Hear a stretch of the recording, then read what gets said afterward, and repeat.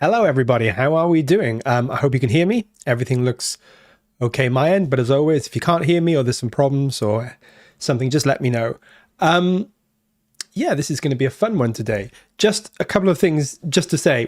Everything's been fine electricity-wise and Wi-Fi-wise and everything here, but we've had like bad rain and winds and things. So if I suddenly disappear, I'm hoping it won't happen, but if I suddenly disappear or something cuts out, maybe there's been some kind of power cut or something. I hope it hasn't happened. It hasn't happened so far today, but just a heads up because the weather's been pretty bad and sometimes that does cause random blackouts and things. So yeah, that's just one thing I want to say just off the outset that if I suddenly disappear, I'll be back if I can as soon as possible. But I'm hoping it won't happen. It hasn't happened so far today, so fingers crossed it stays that way. How is everyone doing? I can see they've got some people in chat. Pillow Talk's with us, Nosferatu's with us, Abe's with us, Cosmodium's always good to see you, Cosmodium. We've got Jathan Spark Music as well. Yeah, so this is going to be a fun one, I think. And I'm going to start by saying a few more caveats as well.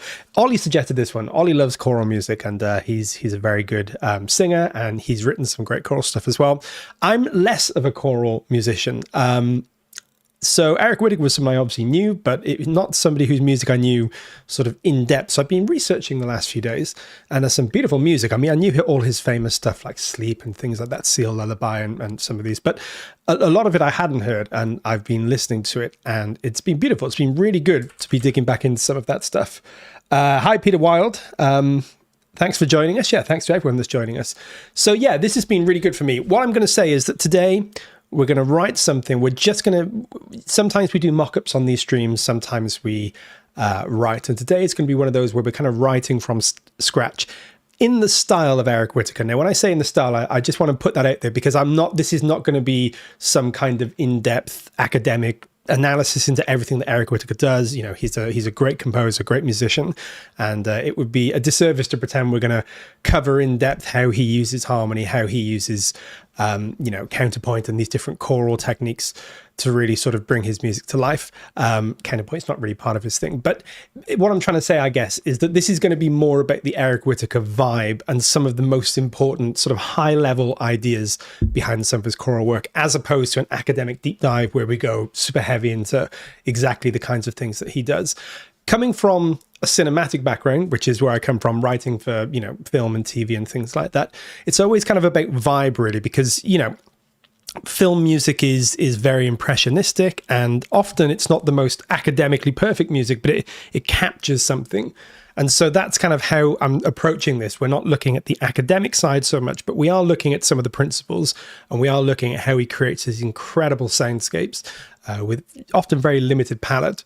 And there are some really interesting, simple, but really effective techniques that we can look at in detail today. So that's what we're going to do. And we're just going to write something. It's not going to be the best thing in the world, but we're just going to sort of sketch something out, and we're going to try and come up with something that's sort of in that ballpark. As I say, I'm a different composer to Eric Whitacre, so it's going to be more maybe some of my harmonic language, but we're going to use some of those techniques and talk a little bit about choral music in general, and how it sometimes differs compositionally to traditional orchestral music or other types of music, and the way that you think about writing for chorus, which is sometimes different. When it's an exposed chorus in particular, it can be quite a different approach. So yeah, we will stick in just chatting for a minute or two, and then we will head over. We have a blank canvas today, no sketches, no melodies, no mock-ups, no nothing. We're just going to write. We usually go for about 2 hours. This one may be a little bit shorter. We'll see how it goes, but it usually ends up being at least sort of an hour and a half, hour and 40, and sometimes we go over. We're just going to see how it goes. Hey, Cosmodium. And as always, if you guys have any questions, we're going to be using chorus today. I haven't planned this out, so it may just be chorus, or we may end up using some other things, because we may create a piece and then embed it in more of an orchestral thing, or we may just keep the choir exposed.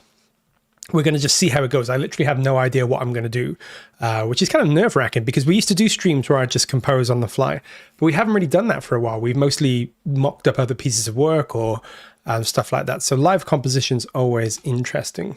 Have you written a choir-only track? Yes, I have. Not that many. I have done certain things that are choral-based. I'm definitely not a choral writer, so it's all been for sort of film stuff where we wanted just a choir. As I say, I mean, my sort of academic knowledge of writing for chorus is you know, fairly limited. I mean, I understand the basics of it, but I'm definitely not going to pretend to try and teach you guys formal academic stuff here today. It's going to be more about the principles and how to get these kinds of sounds using sample libraries. Because this is the other thing as well, right? We're not working with a real orchestra or a real choir. We're working with sample libraries.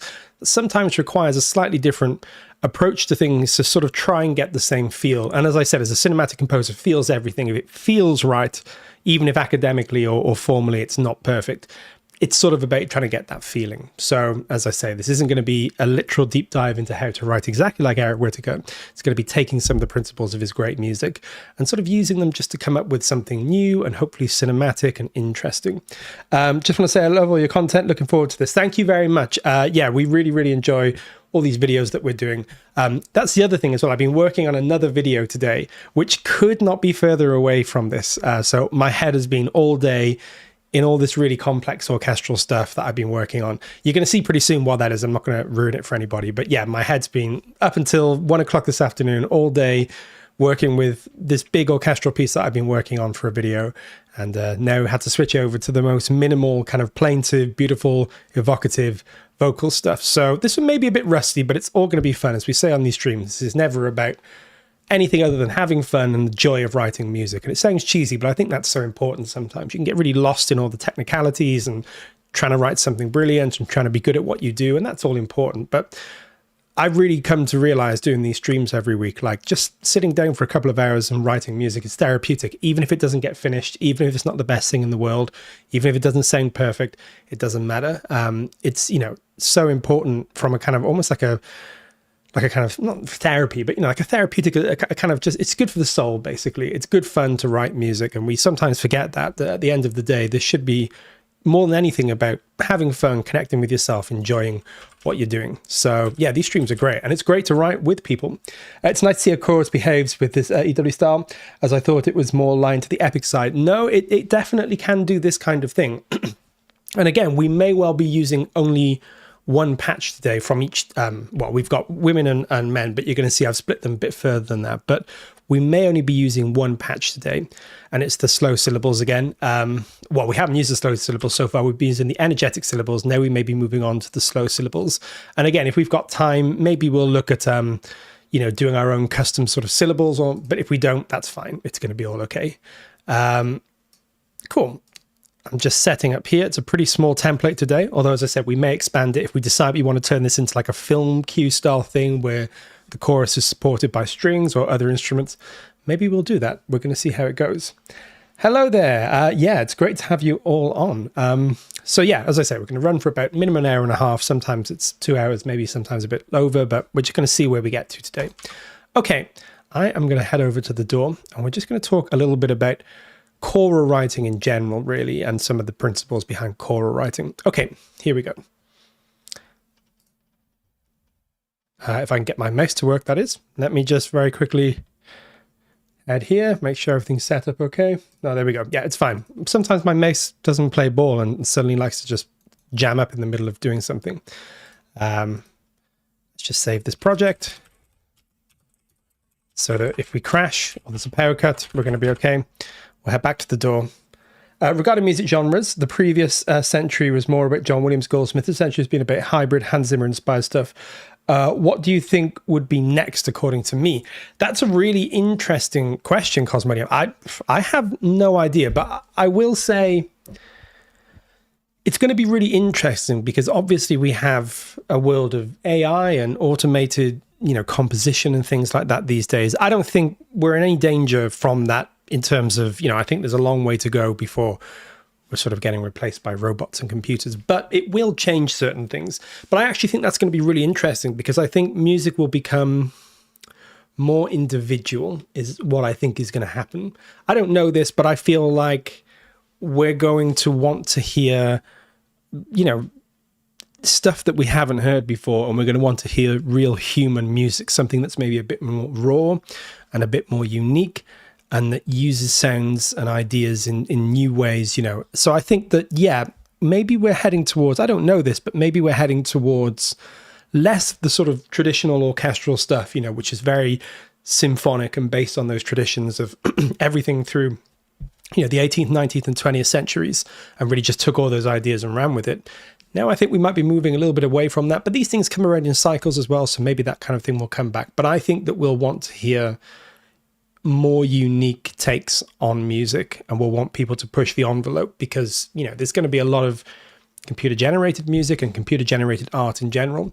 And I think that stuff is not going to replace humans, but it may give us more of a desire to find, you know, real human, real vulnerable, real honest kind of music and art. So that's my thinking. My thinking is going to be really be yourself, you know, like lean into all the good and bad things about yourself in terms of your art and, you know, what you can do, what you're good at, what you're not good at. Bring it all to the table because I think it's going to be really important because, you know, as I say, I don't think AI is replacing us anytime soon. It can do very passable music, but I don't see it doing really interesting, unique, fresh takes on things. I think that's still going to be the domain of humans for a long time to come. So I'd say go to that place, you know, go to the place that makes it sort of you know, and rough and raw and kind of unproduced in some ways, but is really honestly you. A robot is probably going to comment in this video in 70 years with some answers. Probably, yeah. By then, who knows? Maybe in 70 years' time, this stream will still be going, but it's going to be a robot. I could well imagine that, but I think we've got a few years at least. I think we're going to be fine. And importantly, without getting too preachy or philosophical, making music is going to be important. Whatever happens in terms of technology, music, art in general will always be a human thing because it's all about how people see the world. It's all about how people try and make sense of this crazy, crazy life we all live. And all the best music and art and films and writing and novels and, you know, drawings and everything. It's all about people just trying to figure out what is this crazy thing that we find ourselves in, this weird life. And that's always going to be the domain of humans. So yeah, I think we're going to be fine. And I think it's going to be important more than ever to make music now. And it will be interesting to see how the next 10, 20, 30 years shape up in terms of art in general. I actually think it's going to be a really exciting time because we're going to be thinking a lot about, you know, what differentiates us. We're going to be trying to be bolder and more brave with our stuff. So yeah, I think it's going to be really cool. I think this kind of stuff actually produces really interesting art, you know, when human civilization in general is undergoing these great changes. It's often when we do our best stuff. So it's going to be fun, I think. And yeah, what do you guys think though? I'm actually really interested because do any of you have any insights into this or thoughts? I'm definitely not a futurist or have no more knowledge about this than anybody else. I just get this sneaking suspicion that it's going to be a long time before technology-based music is going to have anything resembling a quote-unquote soul in terms of having a real heart and connection to the world that we're actually living in the moment. So I think that we're going to actually, and you can kind of see it already, we'll retreat from some of this technology and I think go back to some basics. You know, technology is supposed to be there to serve us, and I think that that's kind of what we're going to want, is we're going to want technology. Like, it's cool if it helps you make music or it helps you make art or it helps you understand the world, but if it's just sort of taking away all the fun, I think people are going to start thinking, why do I really need this if it's sort of taking away all the good stuff? So I think we're going to have a bit of a renaissance of, you know, making art, making music, being creative, being ourselves. I feel like most normies I talk to just absolutely hate being deceived by AI. I'm not sure people will be super accepting of, say, an all AI produced soundtrack. I agree. I've had this strange feeling as well, where I've heard some AI music and some of it's even been okay, you know, like none of it's great, but some of it I've thought, oh, it's a decent song or it's a funny song. But there's this weird lack of substance to it. I listen to it and I'm like, oh yeah, that was quite funny. And then I'll never remember it again, or I'll only remember it when it comes up in a, you know, short on Instagram or something like that. There's this weird lack of substance to it. It's just like, oh, I don't care, you know. It's like, I'm not going to put it on. I don't know what younger generations will think, but for me personally, I haven't found anything that I've been attached to when it comes to AI. Even if it looks quite good, you know, some people show me some images and things and I'm like, oh, that's cool, but I can just, there's some weird thing where I can just tell like, nah, it's not real in some sense, you know, and so I can't connect to it. There will definitely be new composers in the coming years who, like John Williams, favor traditional orchestral scoring and largely avoid AI-driven methods. That could be a very good take. I think so. I'm definitely seeing among sort of younger generations a bit of a rebellion against technology. Not because technology is bad, but because I think everyone's now asking the question, what is it for? You know, like it should really be for us to make our lives better or easier or more fun. And then you start looking around and you think, well, what's it going to be for if it's taking away jobs, if it's taking away creativity, if it's taking away your own autonomy and your own thought you know, making process is kind of what's the fun in that, right? I mean, part of living is to be a bit messy and have to make decisions and have to be brave and be creative, and we don't want to outsource all of that. So I'm seeing that in younger people, I think, a little bit, you know, this kind of like, you know, my generation grew up when technology was supposed to be this great enabler, and then I think the last 20 years we've been a bit like, I'm not sure everything we've done with it has been the right thing. And now I feel like we're going back and we're saying, no, actually, like this stuff should really serve us, and it's great if it helps us make music or make our lives easier. But if it takes things away from us, you know, I don't really want that. No matter what AI will be able to do in the future, people will always make art nevertheless. Definitely. Creating is deeply within us human beings. Yeah, and creating is a human thing. You know, robots, machines, software, whatever, may be able to do a really good job of creating and make a really passable or really interesting piece of creative work. But that's actually, when I listen to music, like I think about, why did this person write this music? What did they go through that made them write this? Or how did they arrive at this point that they created this story or this piece of music or this artwork? That's important to me, you know, and I want to know. I'm like, wow, somebody came up with this in their head because of what they lived and experienced. And when a robot or machine does that, I mean, you know, even if it did a really good job, at least at the moment and for the far foreseeable future, there's no there, as they say. There's no soul there, you know, there's no thing there. It's just creating passable stuff. So yeah, I think the human element's so important, right? It's like somebody has to be in there for it to really mean something, I think. Maybe human music will become more viable again in the future. I think so. This is what I think. I think that we're going to have this renaissance of realizing, like, actually, it's really important to embrace what makes us human, to see that creativity is a human thing. It's like talking or being, you know, socializing. It's like, it's a thing that we have to do to survive to some degree. And we don't want to lose that, right? We don't want to be sat at home doing nothing because our machines are cleaning our houses and making our music and drawing our pictures and, you know, having our relationships and all of that. We don't want that. I mean, that's definitely not where we want to go. I just need a large Spitfire library on a laptop to make space. It would be good to see how I can create using Chorus, which survived the purge. I'm glad Chorus is still there. I think Chorus is great. And I'm just going to show you guys very quickly. I'm just going to literally just play something with these slow syllables. So let me just open this up. We have these slow syllable patches. There's a whole bunch of patches in Chorus. We have energetic syllables, traditional syllables, slow syllables, which are the kind of softest and most lyrical, I guess. We also have traditional articulations as well. I think I'm going to try and do all this with the slow syllables today. You can see we have 3 mixes: classic, modern, and Scott Smith. The Scott Smith one, Scott's a Grammy Award-winning engineer. He put together a mix for us. It sounds great, as you might imagine, really cinematic, gets the best of everything. But you do have the other mixes as well if you want them. Hey, I'm a composer. I don't need to socialize. Yeah, I know what you mean. I know what you mean there. Yeah, but I think you do. I think you do. I mean, I think you do. I sometimes get that as well, where I'm like, oh, I could just make music all day. But then I'm like, I sometimes realize I don't have a lot to say because I haven't been out in the world. Can we create sentences with syllables with Chorus? So we've got some ability to change. We can change the syllables. That can be done automatically. And you can also change them by key switching. And as we showed last week, which you may do again, we can do custom in the advanced tab. We can do these custom syllables. So we can change the syllables according to a custom set that we put down here. So there's a few different ways. You sort of, it's only the syllables. So we can't do advanced word building.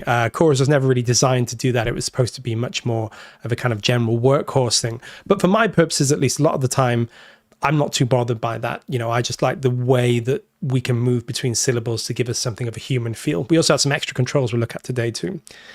What track will we do? So we're going to write an original track. And like I said, it's going to be Eric Whitacre style. We're not here to do a full-on academic dive into exactly how Eric Whitacre would approach things. We're just going to look at the principles behind his work and think about how they might sort of apply, especially to things like cinematic music, which is really what I think a lot of us do. And that's where I sort of come from. But there are some really incredible techniques where we can come up with something which it's not going to be exactly like Eric Whitacre, but it's going to have some of that texture and some of that kind of tone and style and that approach to things. Oh, you can't hear my door. Let me just double check. That may be something I can fix here. Let me just move back here and make sure I can set this up. This should be a pretty quick fix. Don't know why, but this plugin doesn't behave very often. So have a plugin that connects us, and that should now work, but let me know. Looks good here.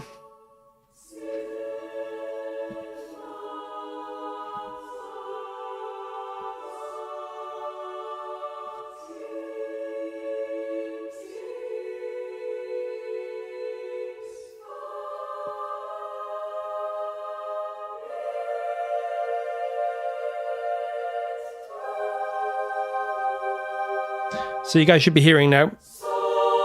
We can get right up here, which is pretty loud, even though these are soft, slow syllables. We can still get pretty intense with them.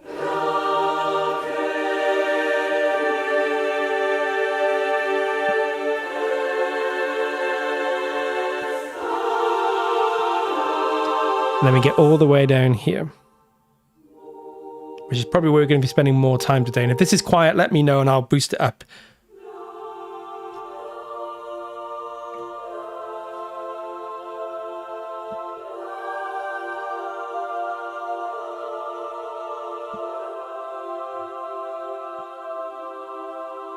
Cool. So we're kind of working.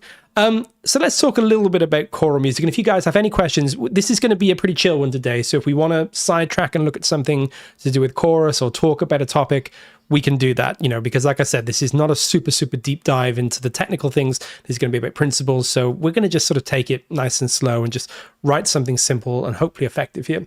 I love some sounds on Jaeger. Wish it was on chorus too. Yeah. Which sounds are you liking, Cosmodium? Let me just see. Yeah, my mouse is really not behaving today, so it may occasionally stick, but it usually gets going again. Okay, cool. Yeah, so angelic. It is very angelic. And we have the males as well. I've split these into, they're just women. If I just show you, they're just women and men. But because we're going to be thinking a bit more like choral writers today, I've split them into soprano, alto, tenor, and bass. So it's just two versions of the male, two versions of the female. But in terms of workflow, I can think a little bit more like SATB, like these four independent voices. Also, incidentally, Eric Whitacre often divides, you know, the sections too. So he might have two voices in the sopranos, two voices in the altos. So we're probably going to do that too, because a lot of his stuff relies on dissonance and clusters and quite complex chords that four voices wouldn't cover. So that's going to be something we do here as well. But let me just show you the slow syllables.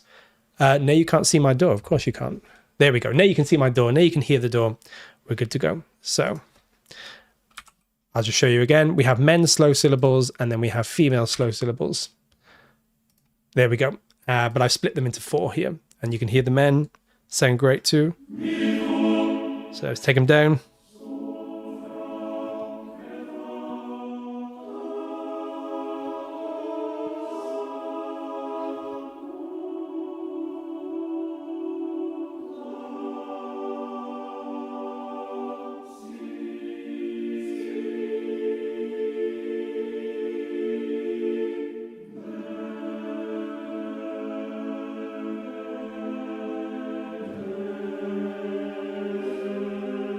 Cool, so it's saying good. We can get all the way up here and all the way down here. Will the light edition give close enough to get to the full version, or should I just wait and get the full version? You'll be able to get fairly close with the light edition. It definitely doesn't have all of the things of the full version, but yes, you will be able to get some of the stuff that we're doing today. And certainly in terms of just the tone will be similar, and you know, also the kind of sound as well. So yes, it's not going to be perfect, but you will be able to get close to it. And if you do get the full version, then you can obviously go and use all of the extra features in there as well. So you can definitely see my door. You can definitely see everything and hear everything now. So cool. Let's talk a little bit about choral music. So I'm not an expert in choral music or an expert in music full stop. So I'm not going to try and give too academic an answer here, but an interesting thing about thinking about choral music is that we often think about music horizontally. So we often think about a melody and a harmony and how the melody moves across time and how the harmony follows it. You know, so if I had a really simple melody like something like that, that's a melody.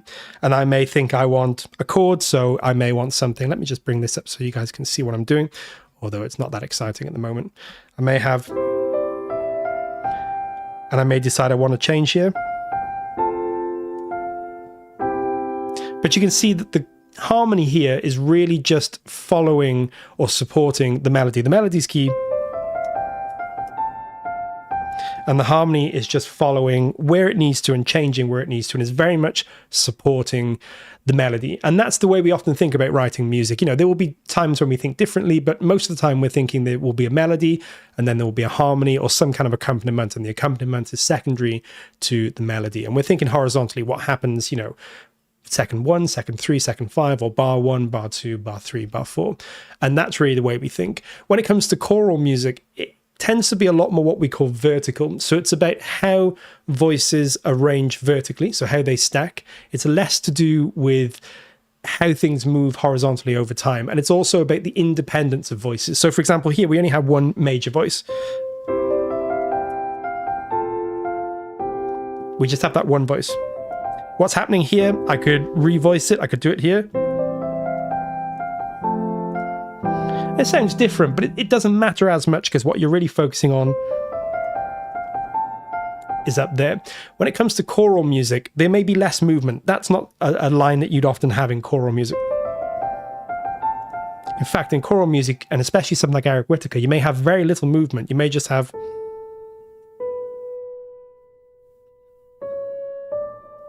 something like that. But the way that things move around that, you'll think a lot more vertically in terms of how does everything fit together? And then we may decide that we want to do something like... So we're really thinking about how things stack. And in terms of choral writing, sometimes every single change will be accompanied by a different harmony.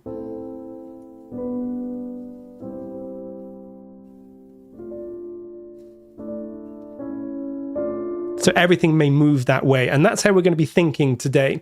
We're thinking less about the horizontal movement. That will kind of take care of itself in some ways. We'll have very simple horizontal movement.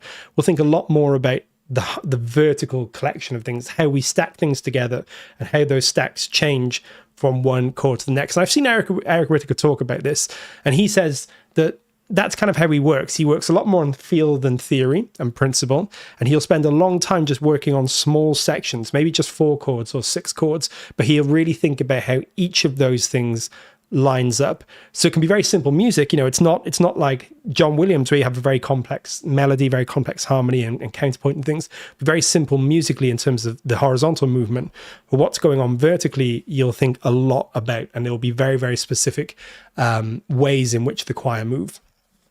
So the soprano should be labeled as leads, while altos, tenors, and basses will be used of chords. Is that correct? Well, that's one way of thinking about it, but you can also think, one of the things in choral music is what's called voice leading. And that's not always the case with Eric Whitacre, but the way you can think about it is that, again, in music, you have one line that's the main line usually. And you may have another line that's a counter harmony or something like that, but there'll usually be one focus in most music. You know, if you listen to a John Williams piece like Star Wars, you have right, you have that line, and what's going on in the lower part is obviously important, but less important. It's all supporting this. Voice leading is when every line is equally important, or maybe not equally important, but every line is independent and works as its own thing. And that's a little bit more with choral music, how we're trying to work, really. So we're really thinking about how does each line move. So you could have a very simple, or you could have, as a very simple idea, and then you could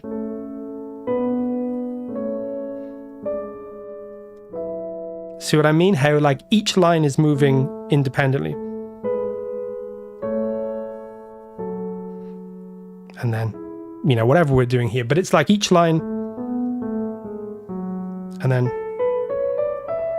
both of those lines work in their own independent way. So you'll be thinking, not like 4 melodies, but you'll be thinking of each line or each part as working as its own independent thing. And it won't just be, I have a melody and now I just have to accompany it however I want to accompany it. So you'll see what I mean as we go through. It's a bit hard to sort of figure out. The other, Meticulous is a great name. It is a great name, yes. Nundadu, I don't even know where we got the software from, but we used it for one of our courses. And it's pretty useful just for showing, you know, if I want to show you guys chords and things, I can show you here. I think we're going to write in C# minor today, keep things simple. There's another really important thing when it comes to Eric Whitacre as well. And again, we're not going to get too advanced into harmony, but if you guys know anything about harmony, let's go in C# minor here.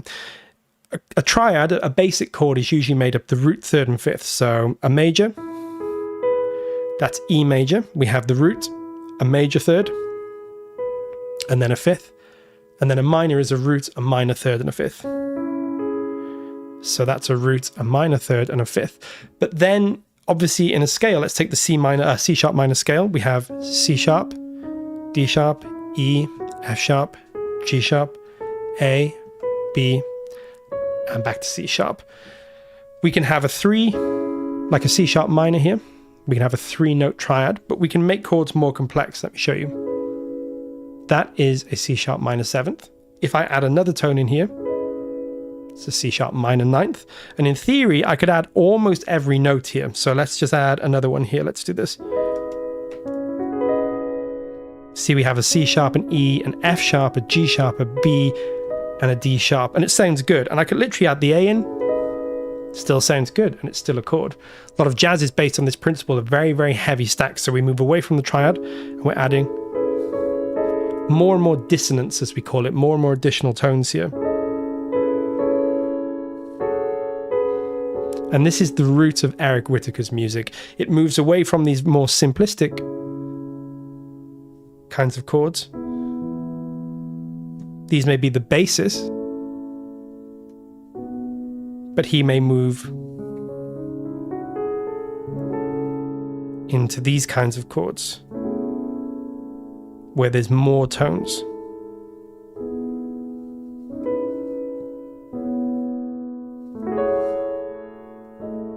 And it's going to be about how we resolve these things. Sometimes his chords will be simple, and then sometimes you go to these great clusters, maybe up here. And it's the movement between the simple and the big, the small and the big, the triads and these larger chords, and about how you move into the big stuff and back down to the small stuff that's really going to make this. So if you've never done this before, pick a key, take any key. You could take C major or the white keys. You could do your triads, and then we can add different tones here, and it's going to make different chords. And then you can think about how you resolve or change these.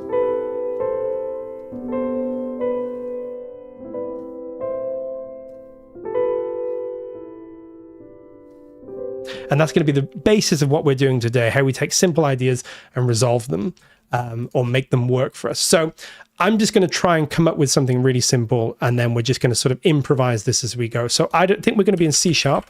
I will maybe just keep this here as much as I can, so I can show you guys what I'm doing here.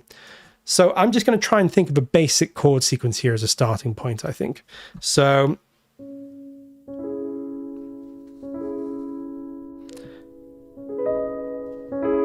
start in C minor. That's quite nice.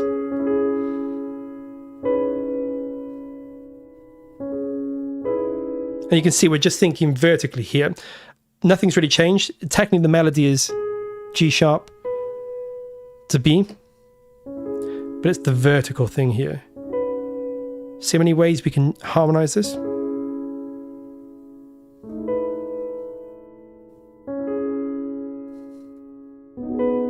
Each of these is different, right? So now 2 notes have a whole world going on here. We could go out of key. I don't think we're going to do that, but you see what I mean? This really simple melody now has this beautiful set of ideas and possibilities. Oh, not that one.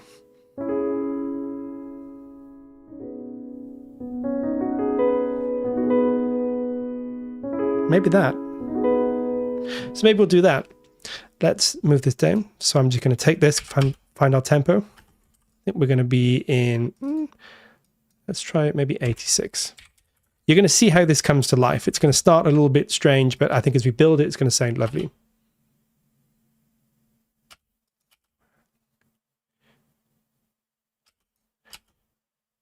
Yeah, so maybe we'll just do this. I'm going to start this line. Thanks for joining us, Peter.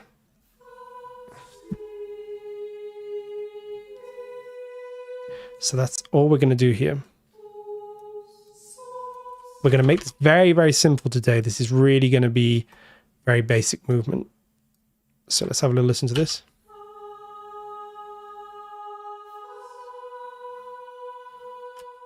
Okay, nice. And we're just going to do a little bit of There we go. Okay, great. So we've got this. Let me just bring this up here.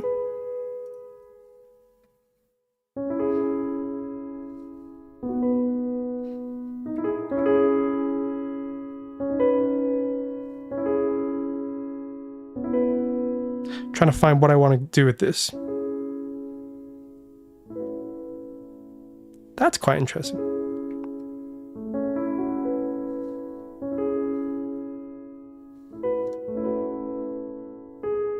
Okay, let's try that. Maybe let's do that. So if I grab this, bring this here.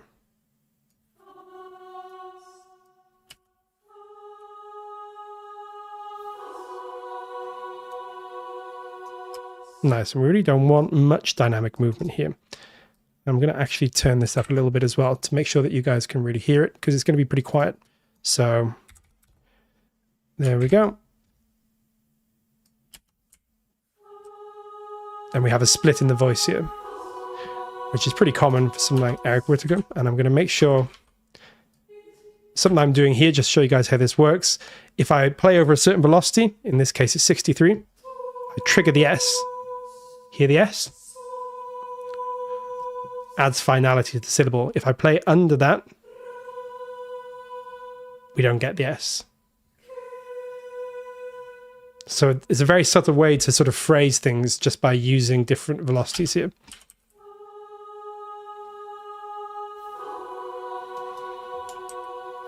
Nice, okay.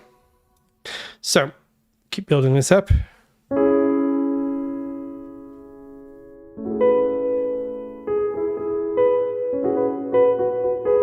Okay, cool. So I'm going to do, actually, keep that there, I think. And then what we're going to have going on here is this E. And then something like this, I think.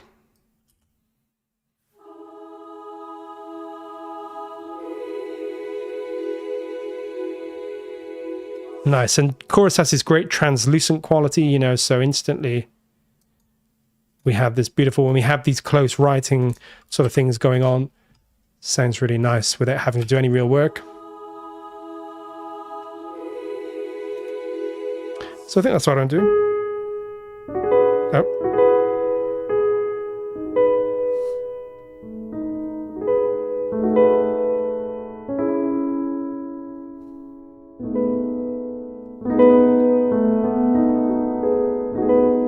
Maybe do that instead. Okay.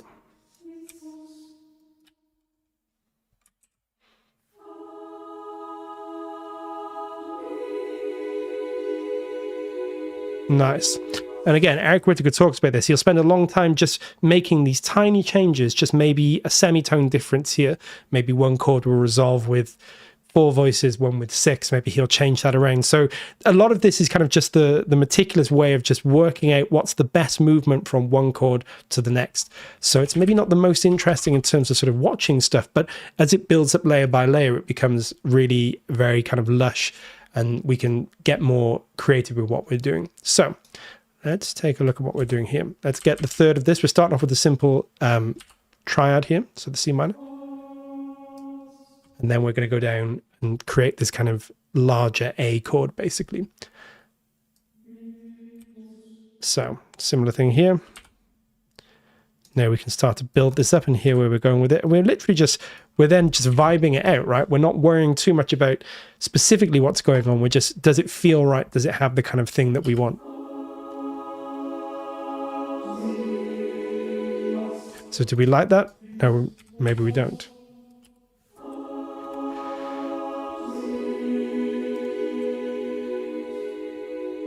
That's quite nice then. And then we'll see.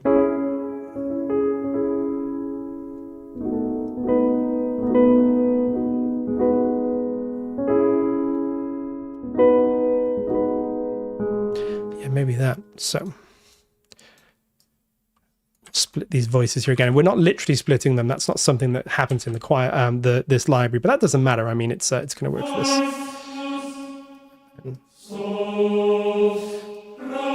Something like that. We're obviously pretty loud here. So there we go. Something like this.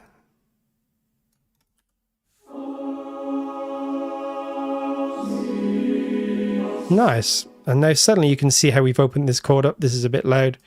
It sounds pretty nice. Is this similar to Spitfire Eric Whitacre? Well, Eric Whitacre, I think, is a slightly different thing. But yes, I mean, in terms of roughly they're the same, I think relatively similar. I think this is a slightly bigger choir in terms of the number of singers. I'm actually not too sure about the Eric Whitacre library. But you can certainly get this same beautiful translucent sound that we have here. You know, some choirs, the way they record it, when you stack things up, it sounds a bit heavy or a bit kind of dense and something. It doesn't quite work with this. I think it just sounds really beautiful. As you can hear, we've just done this first chord.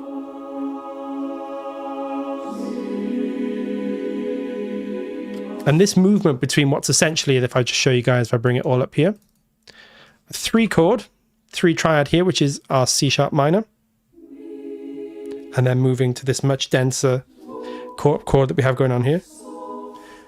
This is very Eric Whitacre. I mean, a lot of other people do it, of course, but this movement from 3 voices now to suddenly a much larger stacked chord is very, very traditional of Eric Whitacre. And this is what he says. He thinks all about, you know, when he's working on stuff, he thinks so much about, do you go from 3 to 5, from 3 to 4, from 3 to 2? You know, there's just these tiny, we could change any one of these notes. Let's just try it. Watch. I'm going to take this, take it to an A. It's still going to work, but it's going to have a very different feel.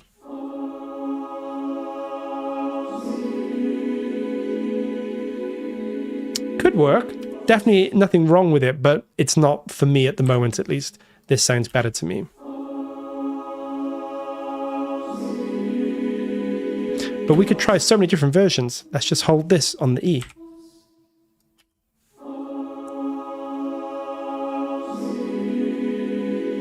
That's really nice. That could definitely work. But I'm hearing this, I think.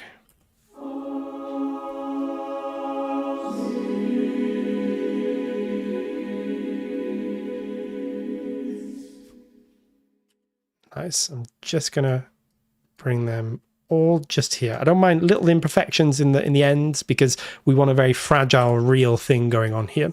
In fact, if I was a better player, I'd play all this in, but I feel like I'll just bore you playing it 100 times. So I'm not too worried about that today, but you know, I want these little imperfections.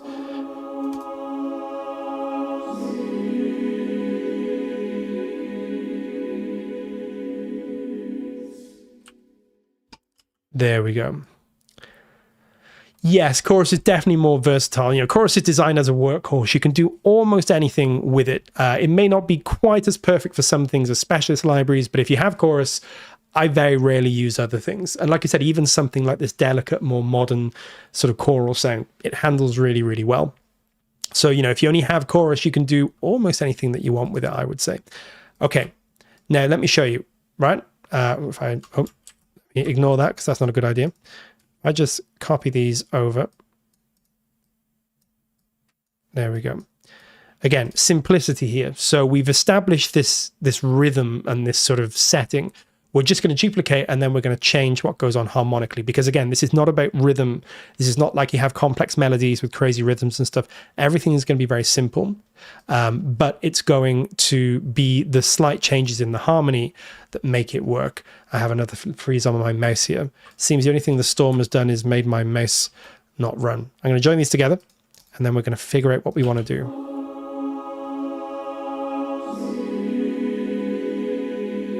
I can already hear something in the upper part here. I can hear this.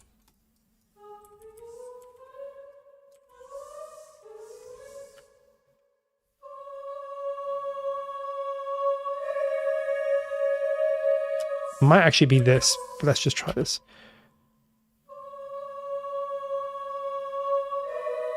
I think that's better. So I can hear that, and now we're just going to work out how we want the rest of the harmony to move around this. So this is a lot of just trial and error, and this is the beautiful thing about writing like this. Nothing is really wrong. You know, there's no anything that sounds good to you and that has the feeling of the movement that you want is going to be right. So it's a very freeing way to work, you know, because you're just it's painting basically with kind of sound and with tone and with harmony. So we're going to want to keep 2 voices here, I think. Let's just see if this works.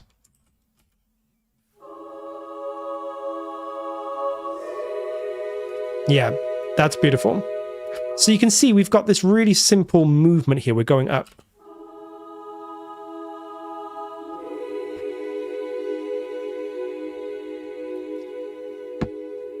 Then we have a gap. We'll just leave some nice delicate space.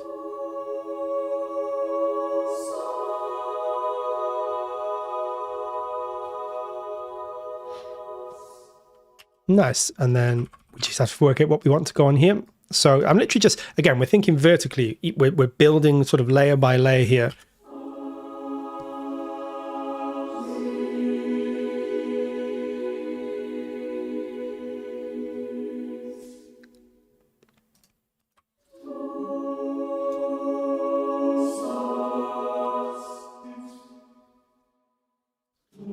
Let's see if we want this extra split in the voice here.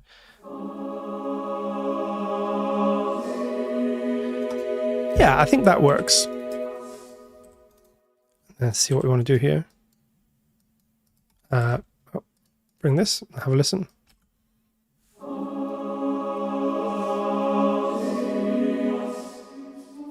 Let's just see. So maybe this. Let's just see. Yeah, nice. And again, we could just experiment with this all day. We could take this and make this an A, see if we like that.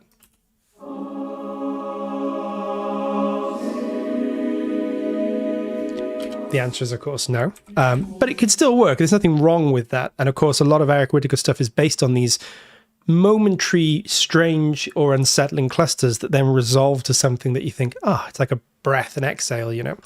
So maybe try this.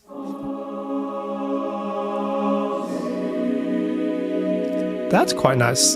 But actually, I don't know. What do I think?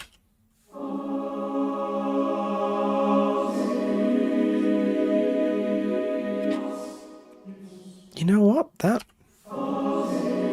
Because what I can hear next...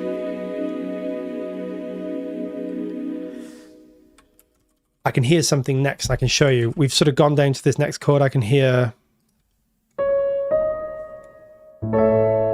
A. Some kind of chord. I think it's going to be just an A major. We're going to go back to something that's more triad based. But let me show you what I can hear here.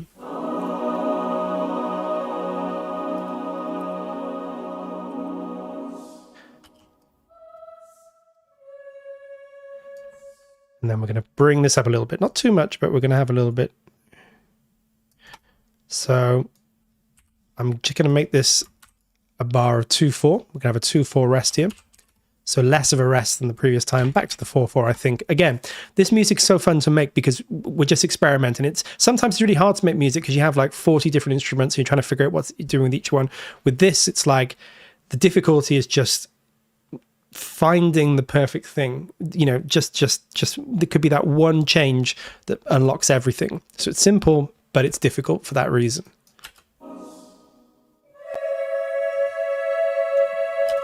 Let's just plonk this in. Let's find this chord. What I can hear is this though, right? What I'm hearing is we open this out here. So we come down here.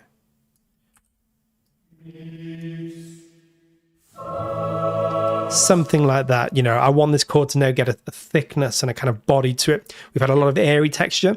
Now we want this big sort of thing going on here, I think. So I'm not entirely sure what it's going to be yet, but this is the fun part. That's going to just stack like this. So you can see this chord is sort of stacking together. If I bring it up, there we go. Just going to be a nice big stack. And again, chord writing and writing in general, generally speaking, bigger gaps at the bottom, fewer gaps at the top, and that's very traditional of Eric Whitacre's music. You know, it's rare you have close clusters low down because they can work, but they do sound less good generally. It's harder to really... just doesn't quite have the same feel to it. So generally speaking, it's according to traditional voicing, where wider space at the bottom and then smaller at the top. And we made, you know, that's just a guideline. There's no rules here really, but nice. And then we just want this to be, I think it's going to be something like this. And I've just got this chord in place, and then we're going to figure out what we're going to do with it, because I have no idea. But you know, I'm just trying to find like what I want to do harmonically. The movement, again, the horizontal movements, just impression is what feels right. It's the vertical movement you have to work out here. So let's have a listen to what we have so far.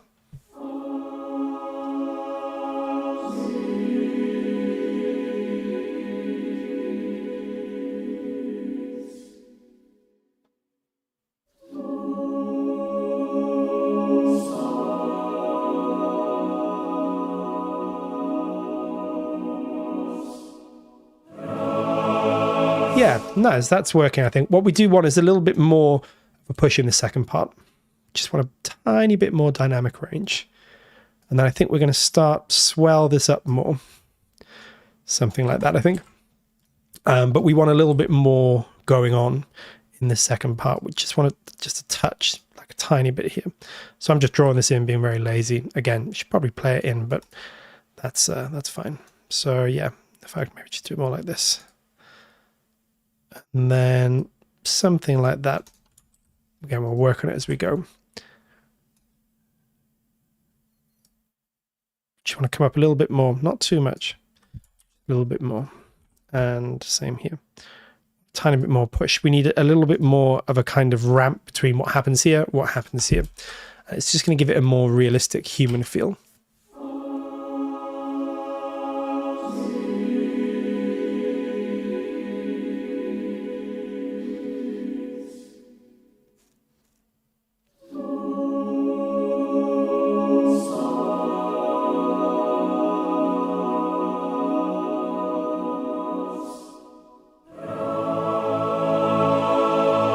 Nice, that's a bit more of a change. And I don't want the syllable on the second one. So I'm going to take the velocity down. I want that to end just a little bit more straightforwardly.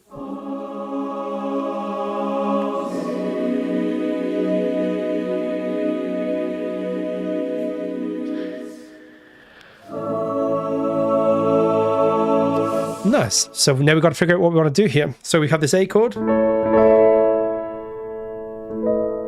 Let's think. So many ways we can take this, and this is the hard thing with choral music, especially something like Eric Whitacre's. It's just finding that one thing that you want to do.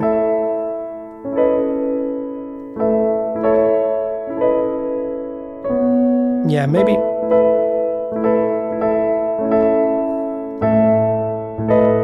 Yeah, I'm going to go more cinematic maybe than Eric Whitacre would. This is a little bit more like a film score. That's fine. Yeah, we're just using these principles. So.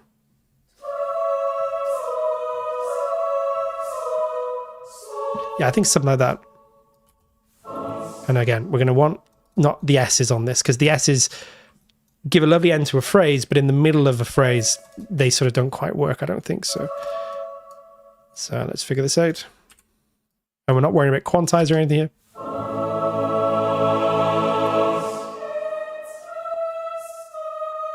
So I'm hearing this. Again, get rid of all of those.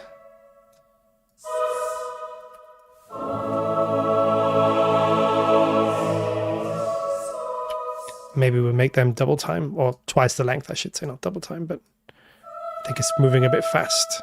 So my mouse is really not loving me today. The whole thing's not moving very well, so we'll figure it out. Okay, and then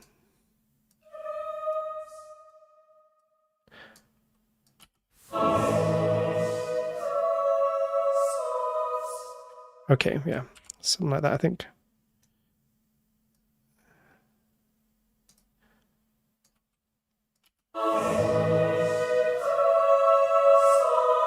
Cool, we'll just get to that point and then we'll figure out where we're going. You know, as you build this, you begin to hear things, I think. I'm going to see if this also works here. Not sure if it will. I think we might not hold these chords, but we'll see. Or these notes, rather. Again, take all this down.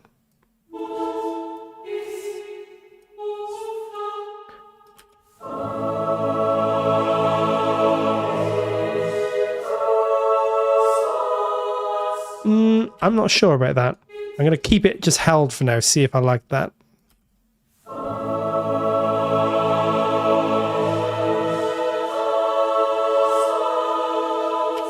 I think I do like that. I'm going to show you as we build it up what I think we can do with it. We may change it, but we'll see. I'm hearing something here, though. I think I'm hearing this up to here. Oh, if I can actually get my mouse to work.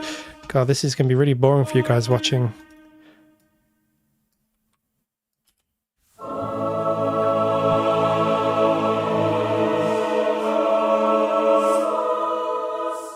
Yeah, I think so. Something like that.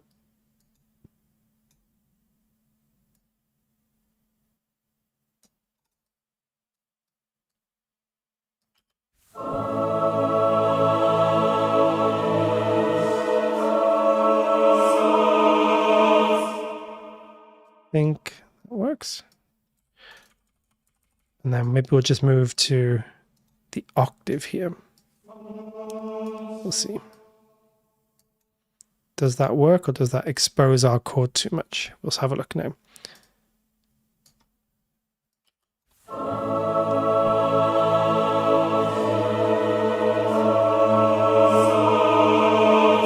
I quite like that, I think.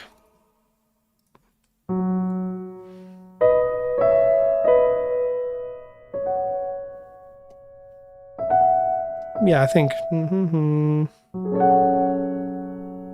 I'm hearing that. Again, we're sort of moving away from the Eric Whitacre harmony slightly, but we're using the principles.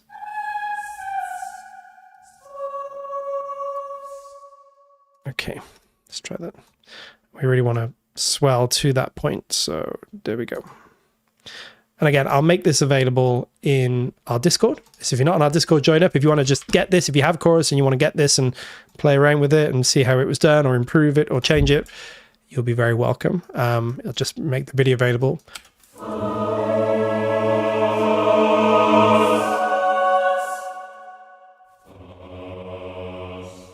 think we can keep that A, we'll see.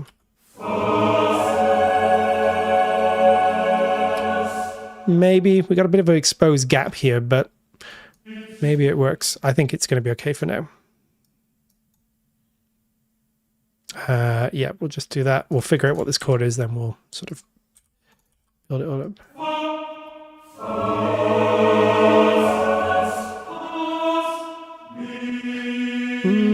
Let me just see if that... No, I don't really think that works. But that one does. Yeah, so I don't think that we're going to want... I think we're going to hold that. And this is the art in some ways, is just figuring out the movement. You know, a lot of it's spent on simple ideas, but ones where you can take it a number of ways and you have to figure out the way you like or that you think sounds best.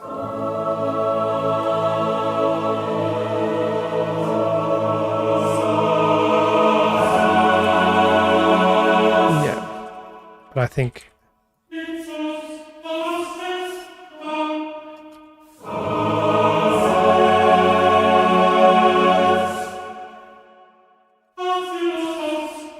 Or do we come down here? We could go down there. We'll see. Let's see what we want to do with these. I wonder if it works if we have introduced that lovely suspense. Yeah, see, I like that. In the altos, it works there. Let's just swell to that point. I'll keep a slightly different swell in there to give some sort of realism. And then let's just see what we've got going on. I think that's okay. We've got C sharp there. Maybe we...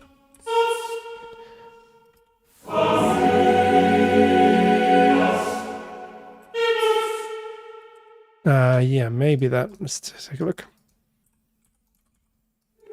Oh.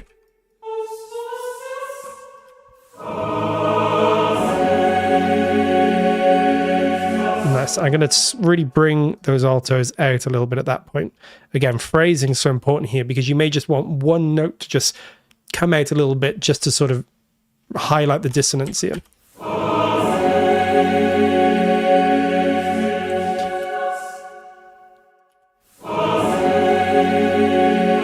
So I think we got this. I'm going to make this a 2/4 again as well.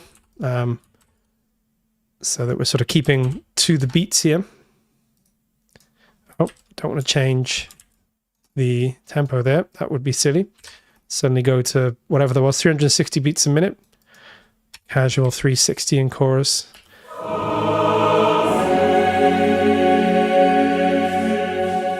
And I think we'll just sort of go to there and wind down there.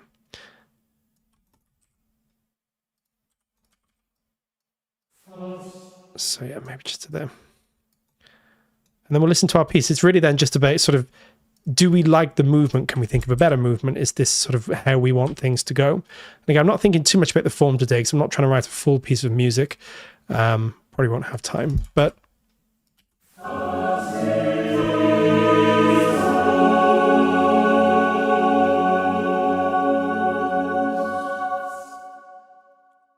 I can already hear a surprising next chord, I think. I'm just going to keep that bass loud a bit longer. I kind of really want to get it swelling up there even more and then bring it down like that, I think.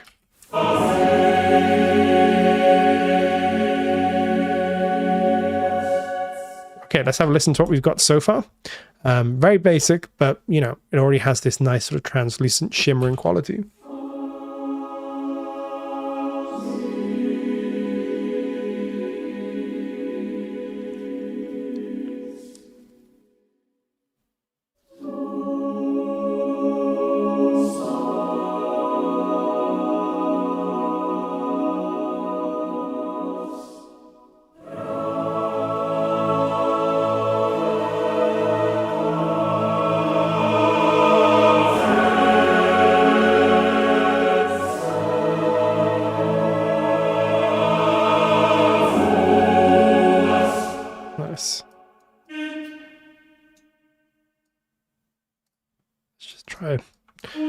Just keep that held there.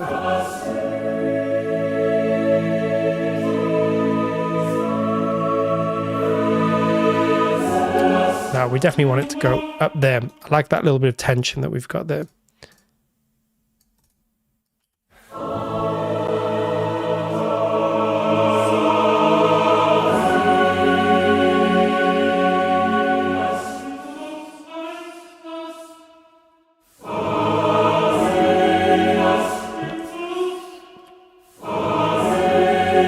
I think going back,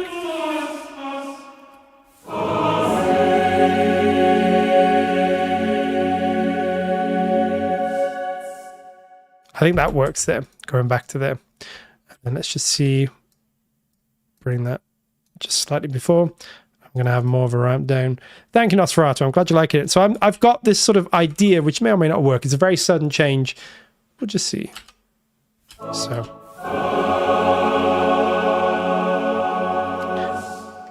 We've reached this. So let me just show you guys. We're in an F sharp minor. Now, I don't know why, but I think I'm hearing in my head totally different. Back to the C sharp major. Started off in the C sharp minor. It's not very Whitacre-y. Well, I mean, it may be a little bit, but I don't think he would suddenly change things so quickly. But we're sort of on a compressed time frame here.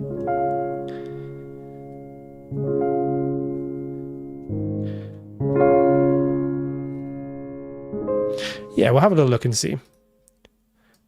Again, this is all about feeling, right? It's like, just does it feel right? Do the things move vertically and horizontally in ways that just feel good?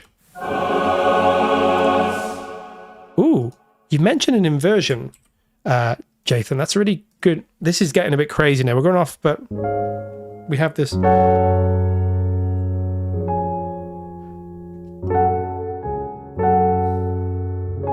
could invert here. So I'll show you what I'm doing here. We've reached this F sharp minor. We could, in theory, get this inversion here. I think it might not work, but let's see. Now I'm hearing something that could work. Yes, so we're going to have a little 2/4 here. This is the great thing about writing like this, because like suddenly things just you start to hear things in your head. And then I'm going to have, this is a lot of time changes, which is a bit strange, but that's fine. I like the slight unpredictability of it. Being in octaves isn't really particularly Eric Whitacre, but we'll just keep it like that for now. Again, this would be one of those things where you'd write it and then you'd rework, and hours would be spent just changing tiny voicings, tiny sort of phrasings, the way that you're doing things. But I'm hearing something like this. Let's just rough it in and then we can figure it out.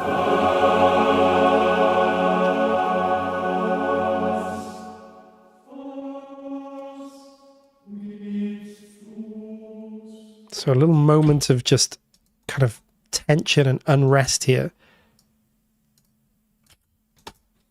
I quite like it though. I've almost got a little bit sort of Hans Zimmery or something, but that's fine. I mean, there's, you know.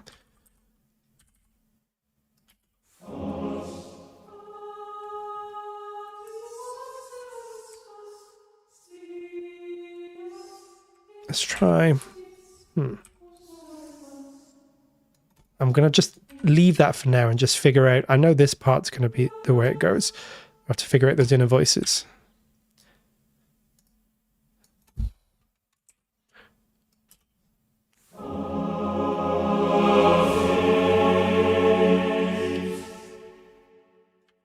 And then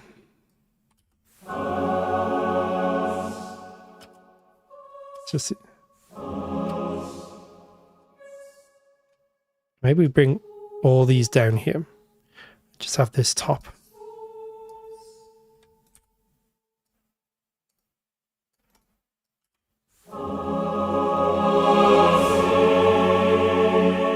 I like it. It's weird, but I kind of like it.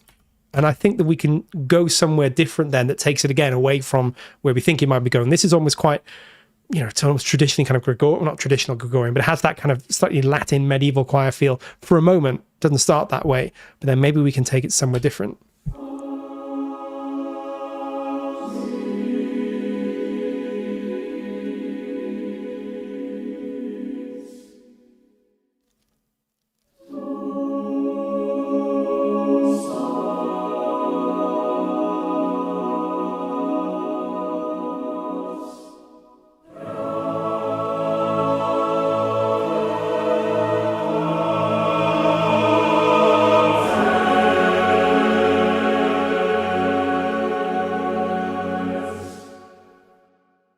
Now I'm hearing no gap.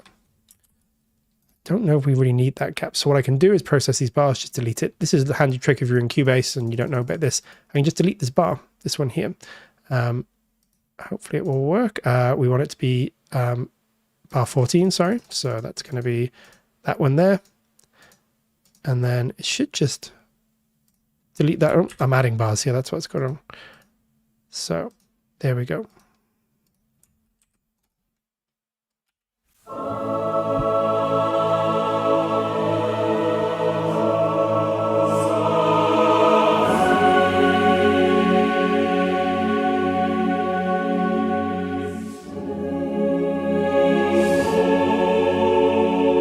Yeah, that's quite nice.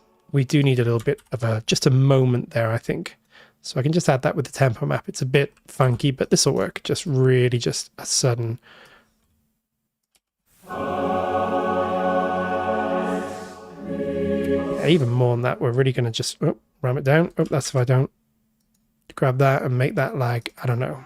What are we on here? So I grab it and just bring it down to like... I hate the way this tempo map never quite works. Let me just bring it in like that. Now I can make it more. There we go.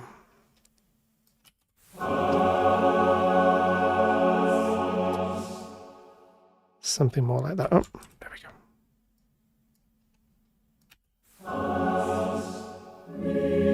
Yeah, that'll do for now. I always fix all of that.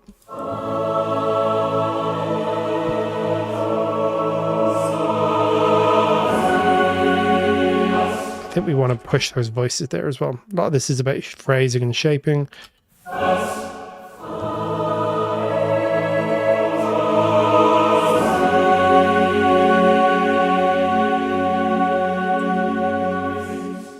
We're going to want to push those as well a little bit and just make sure what's the relationship between those two up there.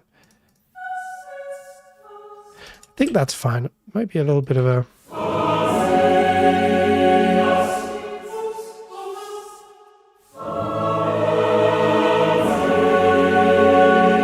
That might be better.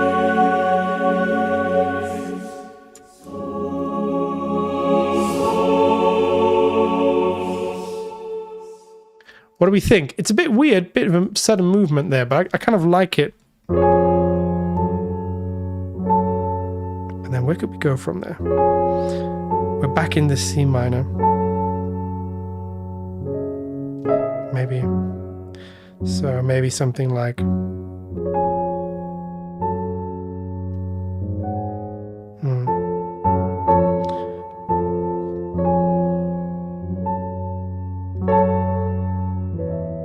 Ooh, yeah, I quite like that.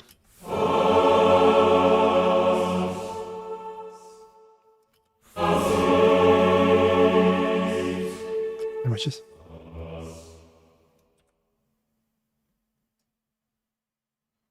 little gap, and then we'll be right back down to the lowest dynamics here. So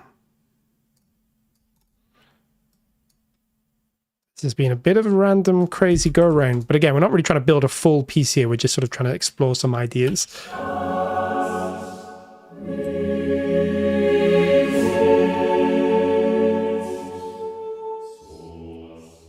That's good, Pillow Talk. I'm glad. Yeah, it's not too crazy, right? I mean, and again, because we have so much of this dissonance and sort of convergence and then consonance, you know, I think these kind of things work. Yeah, it's not crazy. It's not ridiculous, you know, when we haven't suddenly gone to like, I don't know, B flat, you know, something here, which would still be fine, but.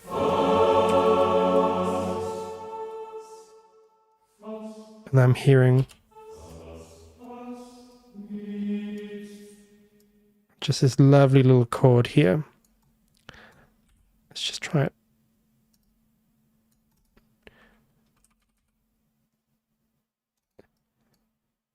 Yeah, I agree. They do work nice in chorus. You know, sometimes clashing choirs or clashing anything can just not sound right. You know, it just sounds something about samples on top of each other in close harmony doesn't work.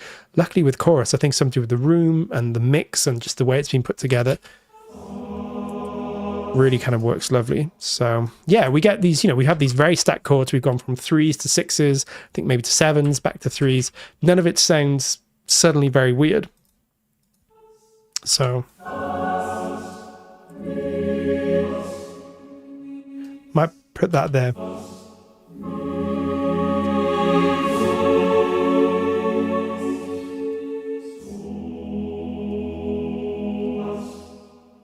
Yeah, I think.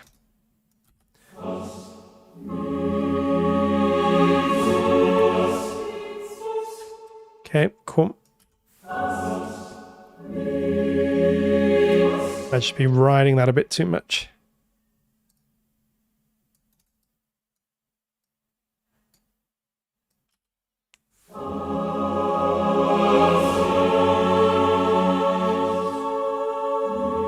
Yeah. Let's see how crazy we can get with this. We've gone to E now. We've gone essentially, really and truly, when you think about it, if you guys know anything about music theory, we've gone around about the houses, but we've started in C sharp minor, and we've gone to the relative major. We're ending here. Well, not ending, because we might move on a bit further, but we've got to this point. So really, even though we've gone through all these kind of crazy... we have gone pretty much to another related key here, which kind of feels somewhat connected.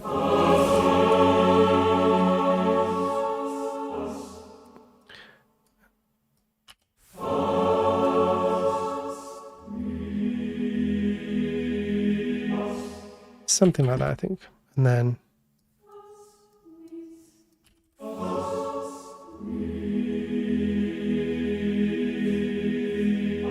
Nice. And again, this is, we're just building. We're not sort of worried about what comes next. We'll feel that as we get to it. I have this idea. I don't think it's going to work, but let's just try it. Actually.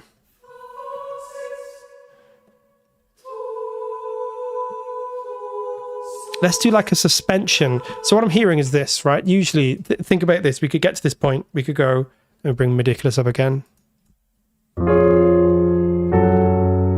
And then we're going, we could do this. Which you may do, but at the moment, maybe I'm going to put the suspension over a major.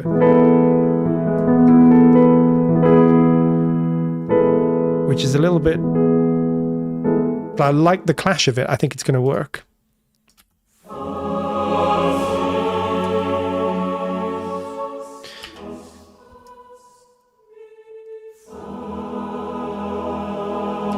Yeah, I like that. I think that's nice. Again, anything goes here. I mean, I say anything, obviously, like, but you know, if it sounds good, it is good. And human voice has such a beautiful quality that, you know, these kinds of clashes just sound so aching and kind of real, you know, in sort of choral music. So you can really get away, perhaps more than any other instrument, with these strange sort of connections of chords and strange stacks of chords.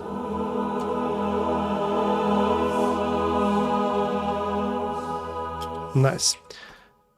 Just keep that going. So you can see we've got that A over a G sharp.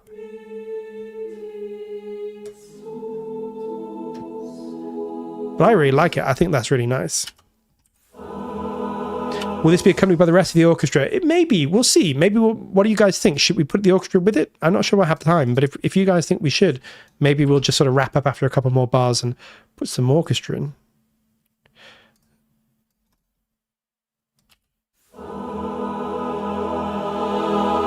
Nice. That's pushing a little bit too much of the altos there, but that's fine. The idea is there. We'll just go to about here.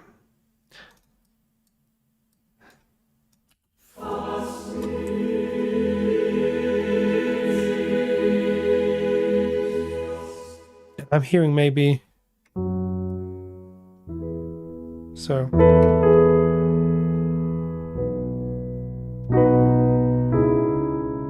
Yeah, that's quite nice, isn't it? I'll show you what I'm doing. So we've got this like this, and then we're just doing to a B, back to the C sharp minor, but it'll be with like more like harmony. Oh, can't play. We'll add that ninth in, I think. But that's quite nice. We'll see.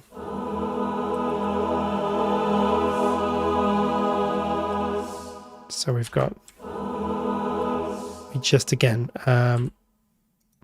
make this 2, 4, and then yeah, we're going to want to make that 4, 4 onwards again for the moment.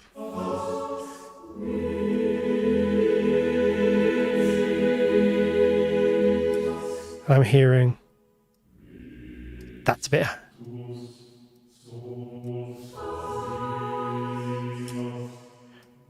I'm liking the way it's alternating between like 3, 4, 2, 4, 4, 4. Just never quite settles on a rhythm, which I actually think works for this piece. You know, it's I like some of the the slightly unstable, but it's never too unstable.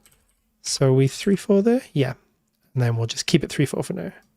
Some sparse orchestra. Let's do it. Maybe we'll just add some simple dolce, and maybe we'll get the consordinos going, and maybe we'll get set harp and celeste. Well, we have the harp and celeste inside of Glade, our free orchestra that you can download if you want. If you haven't got it yet, go get it.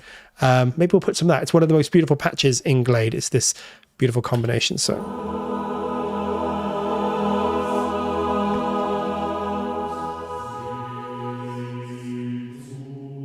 yeah, something like that. Again, I'm going to take. We haven't really worked with the syllables yet, but we'll figure that out.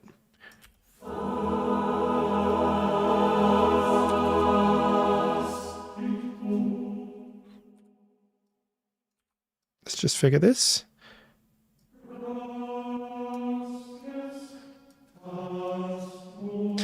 Also, Eric Whitacre, if you guys know anything about formal like music harmony or you know choral harmony, informal writing, there's lots of rules around parallel fifths and parallel octaves and doubling the third and things like that. In modern choral music, that's less of an issue. I'm not saying it's definitely, you know, still there to be mindful of, but Eric Whitacre will very often have things moving in fifths and so on. It's less of an issue, especially when you have very complex chords. Again, the specifics of the movements are more important than any particular rule or something. So I think this is going to be fine.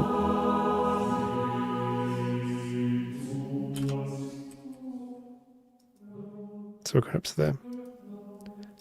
We'll figure that out as we go. And then, yeah, just something like this for now.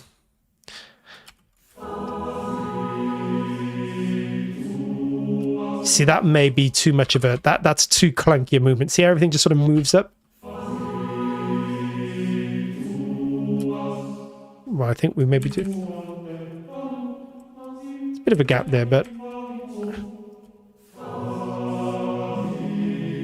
that's better. See, sometimes you can move in parallel fourths, like that's fine, but everything just moves up. It doesn't feel right. We want something like that, I think. What I can hear, I think, is this. Get rid of some of these vowels here. Then we may do that. Let's have a look. Let's see what we think. And then maybe we'll just sort of end around here and get the orchestra going.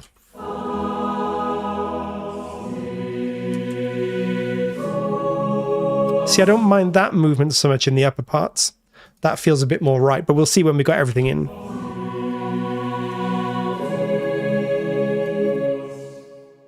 When we fill in these altos, maybe it'll work, maybe it won't.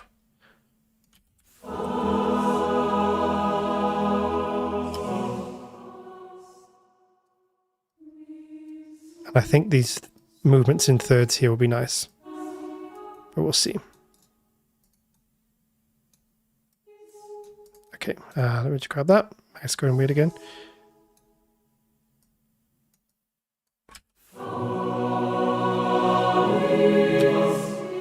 I think I can hear that staying.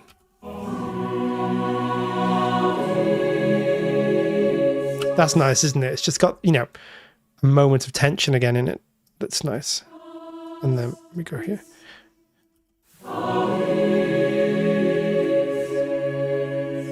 Yeah, I think that works, something like that. Okay, let's get rid of some of these sibilances and things again that we don't need. So where do we have them? Looks like they've gone for most of it. Okay, let's have a listen to where we've got to, and then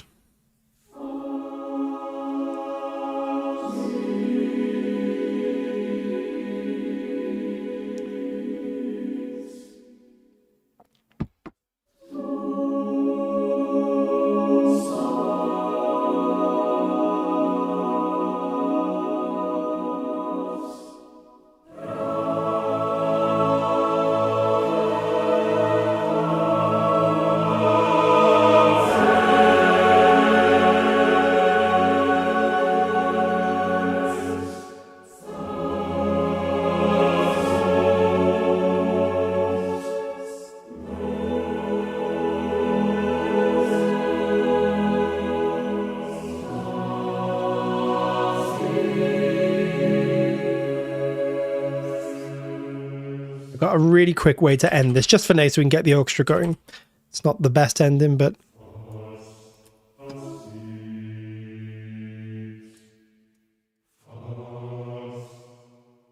and maybe we'll go back to the E. We'll see. Okay, just sort of figure this out.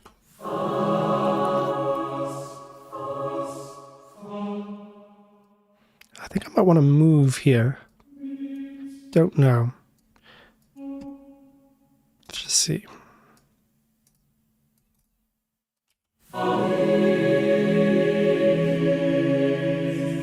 That slight change in the voicing just sort of gives the same chord a new life. So maybe, I think.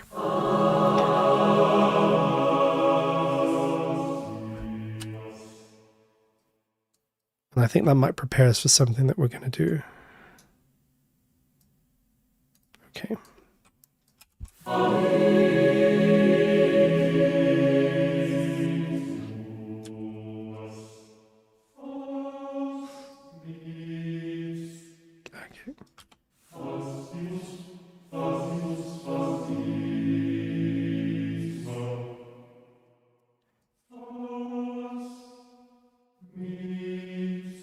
Something like that.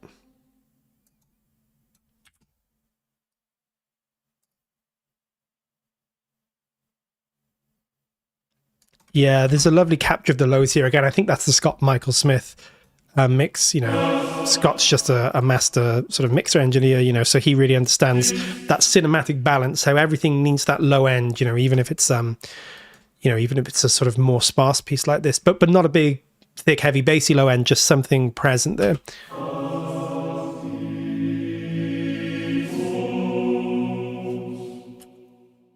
Just leave that for now. We're just sort of wrapping this up quickly, so this may not be the best ending, but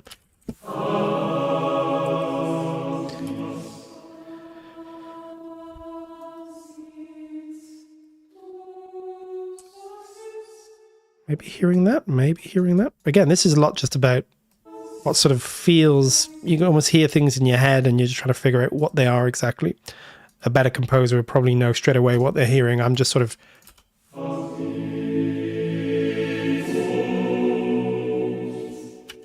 And then maybe just to end on the C# minor, and that'll just give us sort of some kind of ending that we can work with.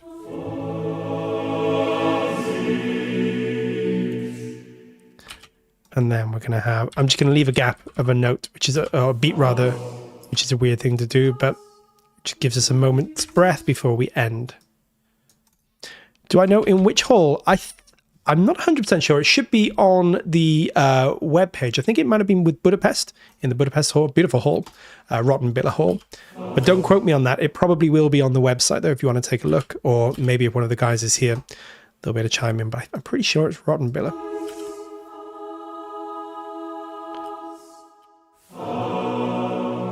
Chorus was made just before I joined the team, so it had already been done. I think it was released just around the time I was joining, which was very exciting because I got a sneak peek of it just before it came out, and that was the first time I'd really sort of heard it. Now this is not very Eric Whitacre, but we're going to do it.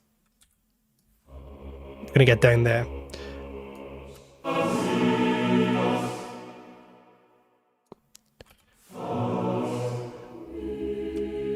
Listen to that though.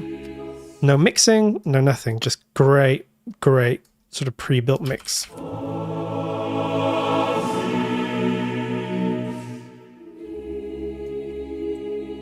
Nice. And we're just going to end this on a bit of a ambiguous note.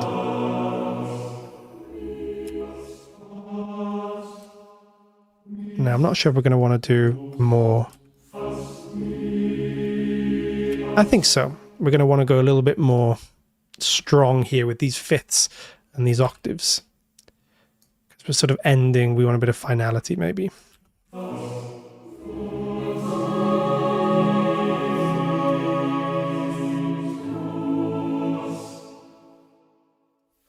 I'm hearing this going up. Do you guys get to work these libraries before you start showing them off on YouTube? Yes. So, you know, the development team are off making them, and I'm not directly part of that team, although obviously, you know, we're all sort of work together. But yeah, it's one of the great things is that, you know, at some point when they're ready and they need to be beta tested or looked at, us composers get to have a little look and we see them. So we see them at various stages of work, which is really good fun. You know, and a great, really exciting thing when a library is ready to be messed around with. And it was particularly fun with Chorus because I hadn't joined the team before, so it was all very new to me. Suddenly I got a copy. I think I got a release copy of Chorus, but it was still great. Yes, the Rottenbiller scoring stage. Yeah, so that's where we did our crafting the score course as well. Beautiful hall. I've had the fortune of going there and hearing it with my own ears, and it's a great hall. And yeah, it's great for this chorus as well.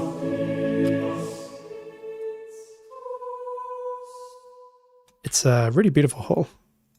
Not too big, not too small, just sort of perfect size. It's got ambience, but it doesn't sort of wash. I have a little bit of reverb on this as well, but it's a great hall even without that reverb. I can take the reverb off and show you guys. It's not much, it's just a bit of a hall, like a churchy reverb, but not Eric Whitacre's stuff is not bathed in like a big cathedral sort of sound. It just has a little bit of an ambience.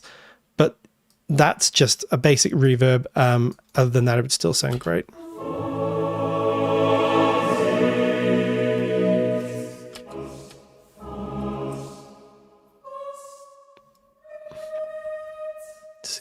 Oh, let's see if we can get right at the end. the closest, like a second here. Is this going to sound good? I think that is going to sound good. And again, listen to that, how close that writing is, but it still has this translucent quality. And it's all just one patch as well. You know, I mean, we're using 4 versions of the patches, but essentially just one male patch, one female patch. And we're just going to end on a slightly ambiguous note like that. So that's all good with me.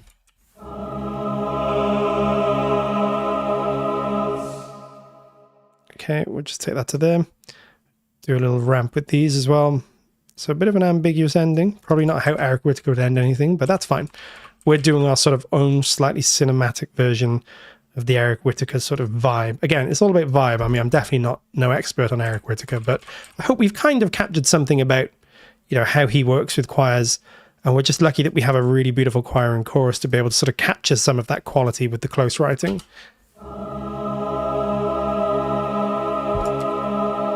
Maybe we'll just resolve at the end, just to be pleasant. That's what we want there. Just up, down, and then everything will resolve on C sharp minor.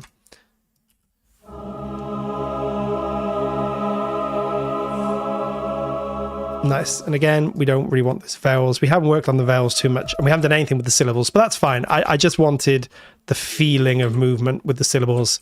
We could go in and make them more customized, but we know we don't have to do that. Let's listen to what we got. And again, we've sort of just built this almost just vertically line by line. We haven't, you know, I had no idea what we were going to do at the end. So it roves about a bit, but I still think it's got a nice sort of vibe to it. And then I would go back in and rework it if I needed to. You know, this is the kind of thing I'd spend more time on if we had that time.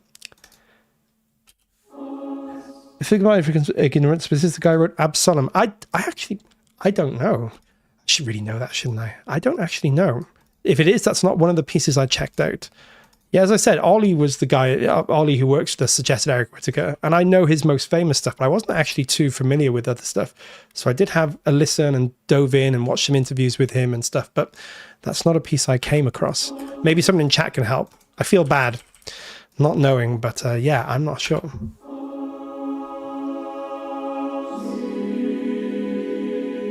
Oh, and by the way, hi, Dimitra. Sorry, I just realized you said hi.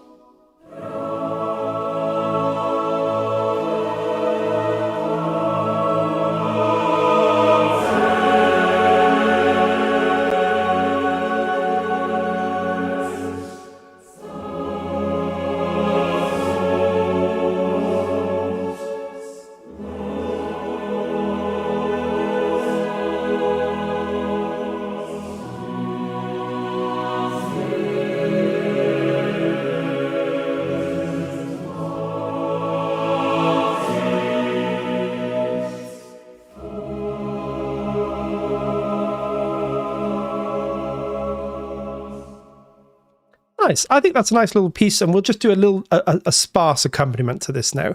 Hi, Kaya. No worries. You'll be able to catch this if you want to. On afterwards, it'll be up there.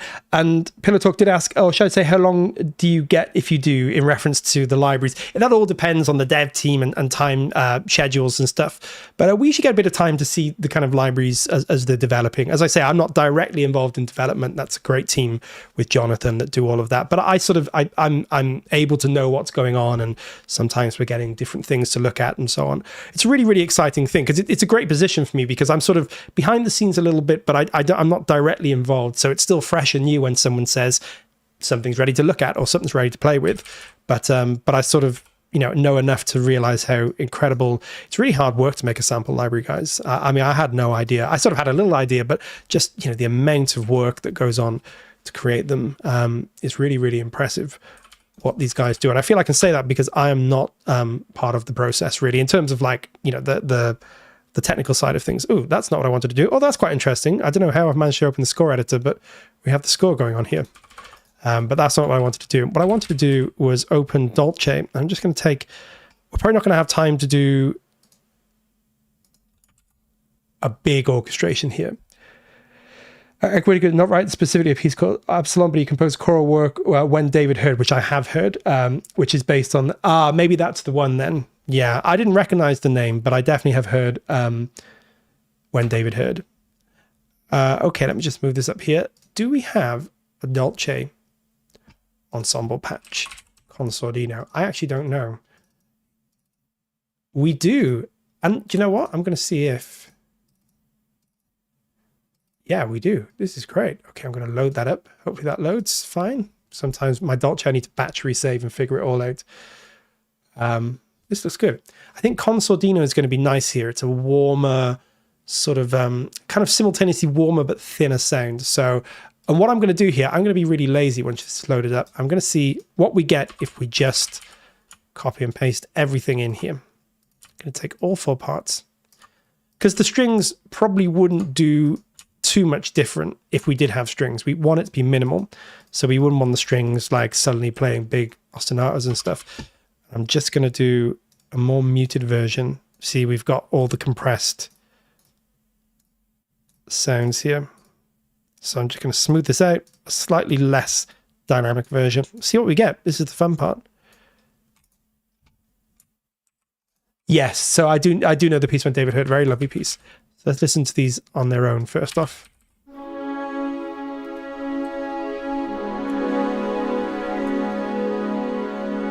Beautiful. And what we're going to do, we're really going to bring Dolce so dynamic that we don't need to go, you know, we have like many dynamic layers. So coming down here will give us almost like piano or pianissimo. And then this will very much be an accompaniment.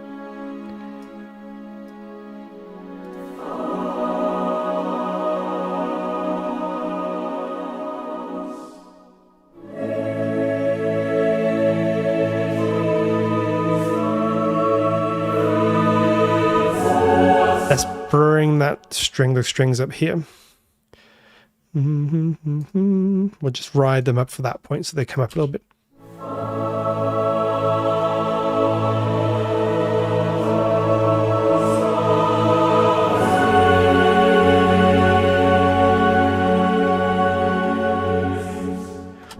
You're right, and we can, let me just show you guys, if I just take all the consonants off, you can see we can do this.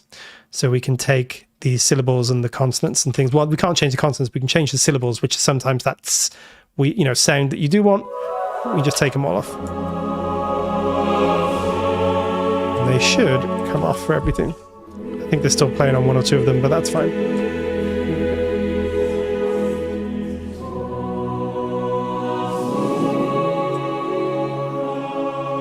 There we go. And then with like that, we can take them all off.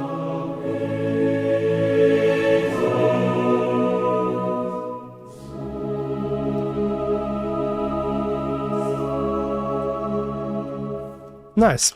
So we said, let's just see, if I just load up something like the Nucleus Glock. We're not going to use the Nucleus Glock. I'm just going to load up, it could be anything. Let's just load up this and we'll change it to what we want it to be. Open this up. That's all good. Let me just move that up there so I can change to Glade. In fact, I'll show you guys. Glade has this beautiful celeste, crotales, and marimba. Someone mentioned about putting something like these in. So I think this is a great patch. We also have an incredible harp patch here as well. In fact, let's just see if we load the harps with this. Almost like a combi patch here. See what we think. Bet this is going to sound really nice. And then maybe I'll just play in. Okay, that's obviously way too loud. Oh, ignore that. That's my crazy reverb that we don't need. Yeah, so this could work. We're really going to want this quiet. I'm going to put these at the back of the hall, right? This is a very distant piece. Use the quick easy slider here. Nice. Let's see if we like it.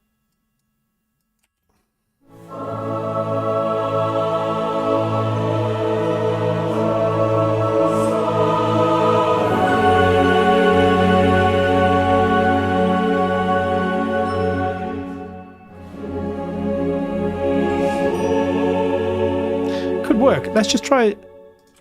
Let's get the harp in for now. We'll worry about them separately.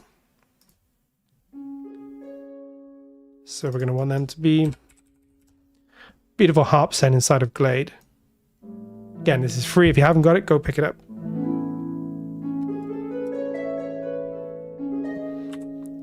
And we can try a few different mixes, see what we like. So yeah, maybe we'll try that one.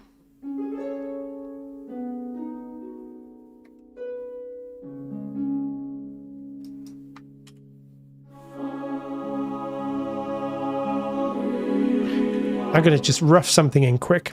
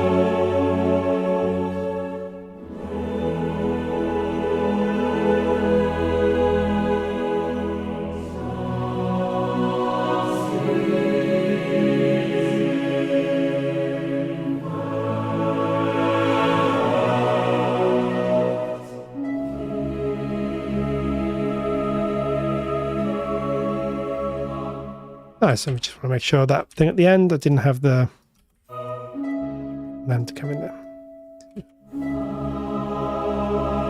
Nice, so that's pretty rough and ready harp, but it gives us a bit of accompaniment. So now, yeah, we've gone from just the choir, which sounds nice, add some strings, just a bit of sort of thickness there, and then a little bit of harp that's just sort of poking through here and there.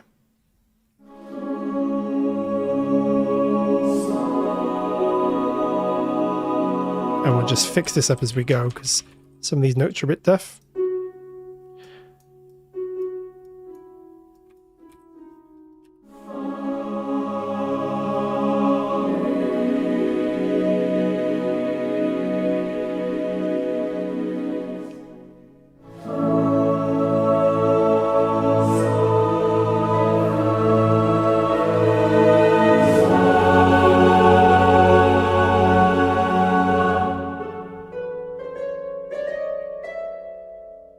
Just make them a bit quieter at the top there.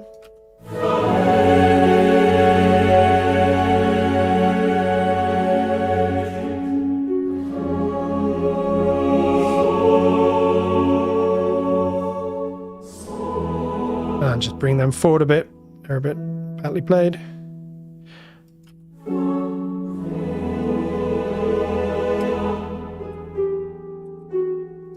I can hear that instead. Okay.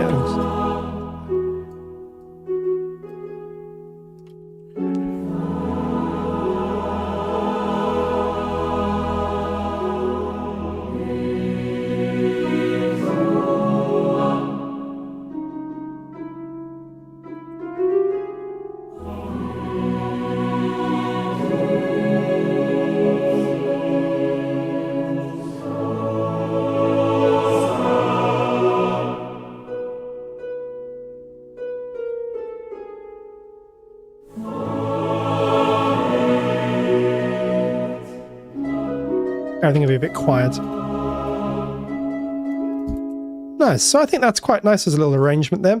Really quick. Get a little bit of top end here. Hear that? Just a bit of that cinematic sort of shimmer there.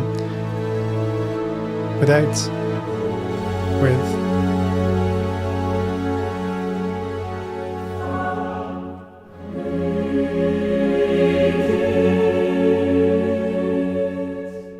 nice, and now we're just going to place this in a room. So I'm going to get my room reverb, but it's really loud at the moment, so I'm going to put it to like 65.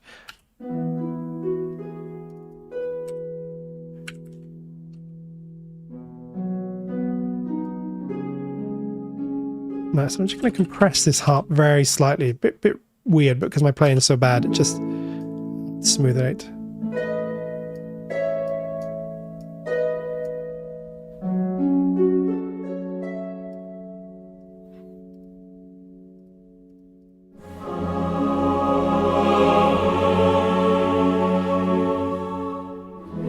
I'll just show you without the reverb, just so you guys can get a feel for just literally out of the box what chorus sounds like, because we've not mixed chorus at all. I just have this. So without.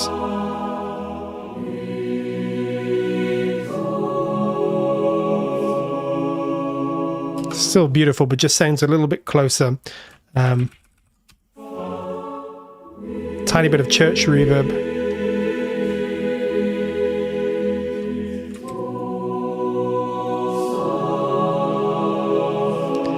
I know what I was thinking earlier on. I don't know if I'll do this, but I had Glade set up because we could do something, go full on Lord of the Rings here.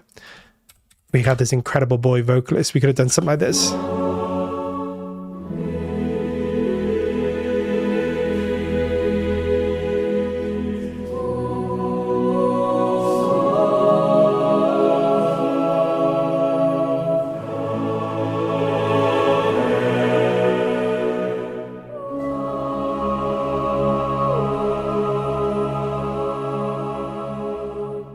Right, we could have just added a bit of boy soloist from Glade there, and that could bring a whole new cinematic element to it. It's not very Eric Whitacre, but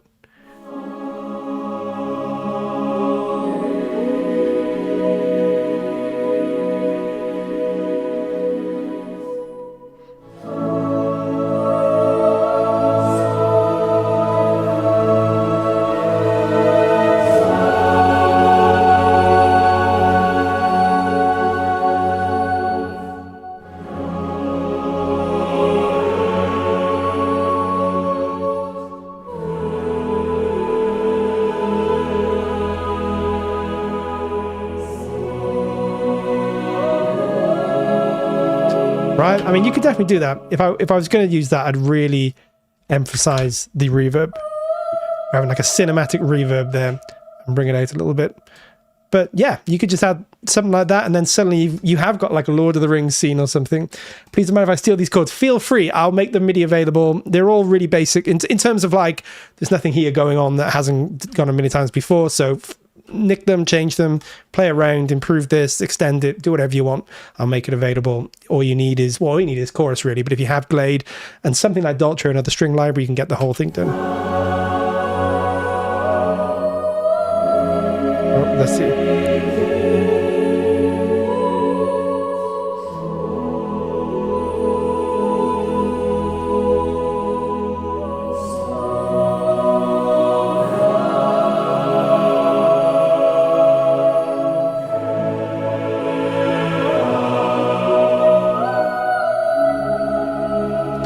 Right, sounds pretty cool. And we just compress it. We want to, you know, with a solo voice, you kind of want to compress it in a cinematic mix like this. So let's get it. Yeah, we'll compress it pretty hard, and that way it'll sit it'll compress down and sit in the mix more. So let's just have a listen to that. Now we got it compressed a bit. Might be a bit too much, but that'll be fine.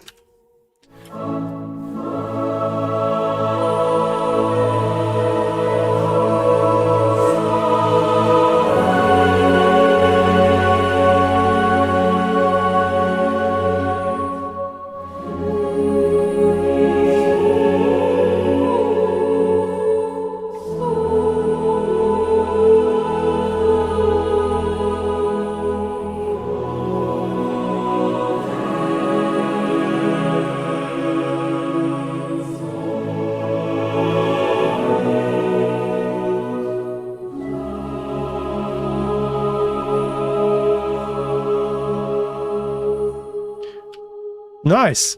Glade sounding great. And yeah, compressing those vocals really helps keep them in the mix. We can even put them in the quiet part at the beginning.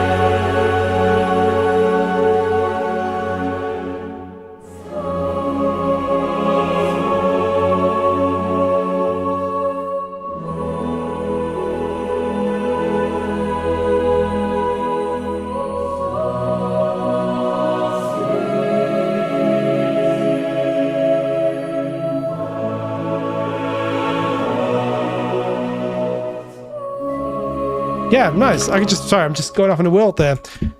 Going back to what we were saying at the beginning, right? That's music. Sometimes you're off somewhere out in the middle of Middle Earth or something.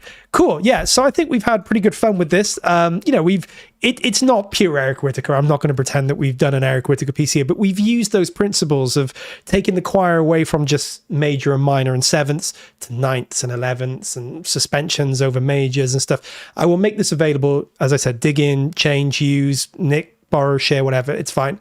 It'll be on the Discord. I'm not sure when. We're usually a few weeks behind, but I'll try and get this one up quicker. What's the difference between chorus and chorus light? So chorus light is basically a lighter version, as you might guess. If I can show you guys, I think I have it here, chorus light edition. And yeah, we've got basically just, if I just duplicate this, so go on that.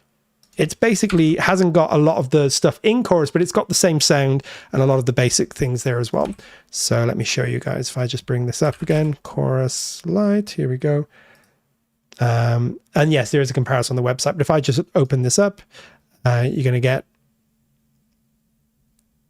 the sustained sounds here. So we could still do pretty much the same thing. You're not going to get the vowel changes, and you've got the mixes here slightly differently, but still a great sound.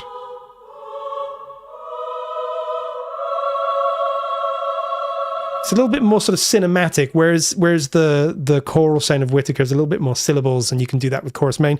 You could swap all this out for chorus light. It would still sound really good. Might have to do a tiny bit of reprogramming, but. Or you could do a different syllable. Sorry, a different vowel if you wanted.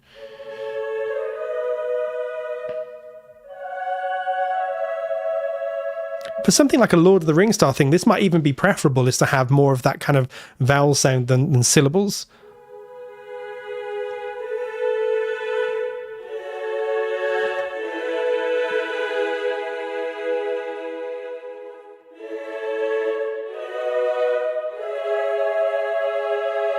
But you can still get all those beautiful...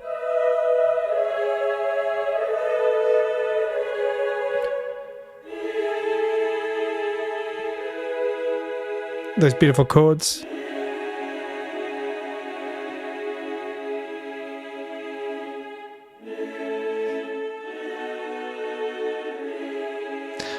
Still sounds great. So yeah, chorus light, if you can't get the full chorus yet, chorus lights are really, really powerful. Incidentally, Dolce light's great as well. You know, I could have just used something from Dolce light here, like the sustain would have sounded slightly different, but still sounded great, had that great Dolce sound, and then Glade's free. So you could do this with chorus light, Dolce light or Array light, and Glade, which is free, easily, and it would sound not quite the same, but it would certainly have the same great sort of sonic feel to it and some of that emotion behind it. You wouldn't lose any of that. So yeah, chorus light's a great option if you don't have the ability to get chorus yet, and then of course you can cross grade or upgrade at some point.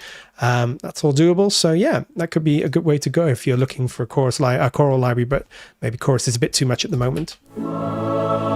Cool. Okay, so I think we won't add pizza for now. But you could hear, and this is free, you know, so you could do. I mean, I like doing this sometimes, right? Just like take a chord, sustain it. Let's just do. This is from chorus light, and then.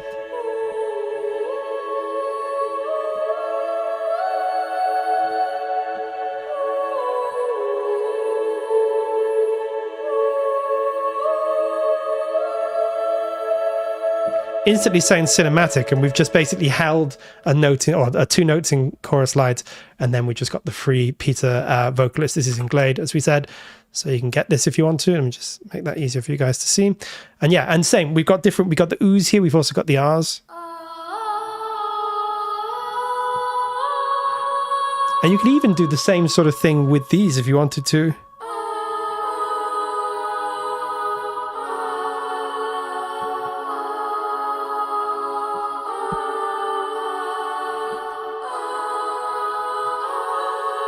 Sounds great, but I really love the way they work as lead instruments.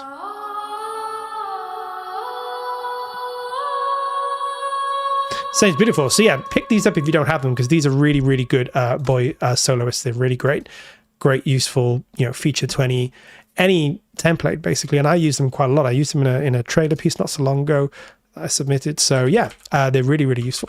Cool. Okay, I think we will wrap up now and go back to just chatting, and we shall say our goodbyes. Cool, that was really good fun. I really love writing in that style. It's sometimes not the most interesting to watch, so I apologize if maybe it was a bit slow in places, because it's very much just working things out, almost bar by bar, beat by beat, just where do you want things to move. But hopefully in this was some ideas about how you can expand choral writing, particularly if you have a great library like Chorus, because you can really get in there and do these big dissonant chords and clusters and things. And yeah, and it's really fun to write this way because it's all about just experimentation. There is no right or wrong. You know, it's just about what moves you, what feels right to you. So we could have gone on and did this whole piece. No problem, Demetrios. Yeah, if you have any other questions, obviously always let us know, either here or in the Discord, and we always try and answer when we can. So yeah, this is a really cool thing. We haven't written on the stream for a while, so we just wrote this little thing. I will make it available in the Discord, and you guys are free to do whatever you want with that. So if you want to dig in and investigate, you're more than welcome. So yeah, we had a look at the Eric Whitacre sort of principles. As I said, it's not really an Eric Whitacre piece, but there are things in there that he may do. And it's a lot about dissonance and resolution. So expanding chords beyond their minors and majors to sometimes sevenths, ninths, 11ths, 13ths, and all kinds of suspensions and clusters. And then how do you take that and move to the next chord or the next thing? In Eric Whitacre, can't speak today. In Eric Whitacre's case, what he often says is it's based on the lyrics. Obviously, we didn't use lyrics today, but if he's writing a choral piece for lyrics, it's the feel of the lyrics and the shape of the syllables and the way that the lyrics move and the words move that will often inform him about how things move in the text. So that's a really interesting thing to look at as well, is how he illuminates certain words or brings certain words or phrases out, and how he uses the words as the guide. You know, he's not starting with the melody. It's not like that. It's more about starting with a feel and the words and the sort of the overall intent of the text, and then just letting things run wild. You saw how we wrote today, very impressionistic. We didn't really have a goal in mind. And we still came up with something in a couple of hours that sounds pretty nice. And I think with more work, we could really flesh it out into something quite decent. I'm sure you guys, you know, would do even better. I'd love to hear if you guys are writing any choral music, put it in our Discord. We love to hear it, or any other music in general. It doesn't have to be choral. On your last stream, you have Berlin Studios. Do you use convolution reverb on the inserts? I do sometimes. Yeah, it's one way of working. I tend to use them as sends just because it's easier in terms of the, you know, not using too much processing power and keeping everything consistent. You can absolutely use them as sends. There's really not much difference in today's workflows. If you use it as an insert, you can change the mix on almost any reverb between wet and dry, so you can decide how much of the dry signal to the wet signal you have. If you're using it as a send, it's almost exactly the same, except you're sending out and deciding how much you send to balance the two tracks. But it's the same principle, so if you prefer using inserts, definitely use them. There's really no difference. It's just sends can be slightly more malleable in terms of how you can route everything and manipulate everything. And it's also ultimately usually better for resources, because if you have 10 tracks go into one send, that means you're only using one reverb instance or whatever plugin you're using. If you have inserts, every time you insert it, it's a new thing that has to be reprocessed. So things can add up. But these days, to be honest, computers are so good, most people can get quite a lot of plugins on their channels before they need to worry. So for a lot of people, that's not an issue. So yeah, I tend to use sends, but only because I've always worked that way. An insert would sound pretty much identical. Adam, I was saying to you about Final Fantasy 7. Have you heard the Super Audio Kart 2 library? Just got it and can't stop playing the Shinra piano patch. I have heard of Super Audio Kart 2. I don't have it. I haven't played with it, but I've heard bits and pieces. It sounds really cool. We should definitely do Final Fantasy 7. I'm going to pester the guys to try and get more game stuff in here at some point. So I think it would be great fun, and it doesn't get much better than Final Fantasy 7. Some absolutely legendary themes on there, including the Shinra theme. Just, yeah, we could have a lot of fun doing, you know, we could do a chorus Eric Whitacre version of the Air theme. Could you imagine that? Let's try it. Let's do it here.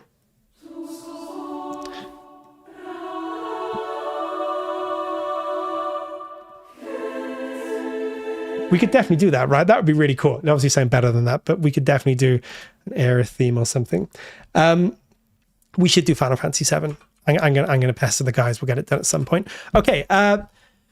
I think we'll wrap up for today. Thank you so much for joining me, everyone that did. Always really, really appreciate it. If you haven't joined the Discord, please do.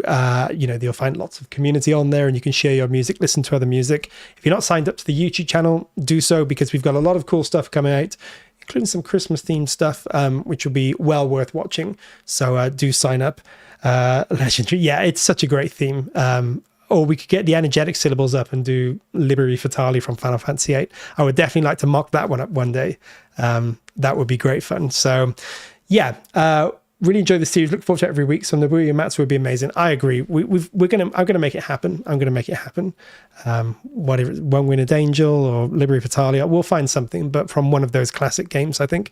Glad you enjoyed it though. Thank you so much for joining me. As I said, subscribe to the YouTube, join up to the Discord, and keep an eye out for any news and videos that we have coming up. There will be more. In the meantime, happy composing wherever you guys are. Do share with us if you're willing to, what you're up to. We always love to hear it. And wherever you are in the world, whatever you're up to, hope you have a great day. And I look forward to seeing you guys soon. I think I'm going to see you before Christmas.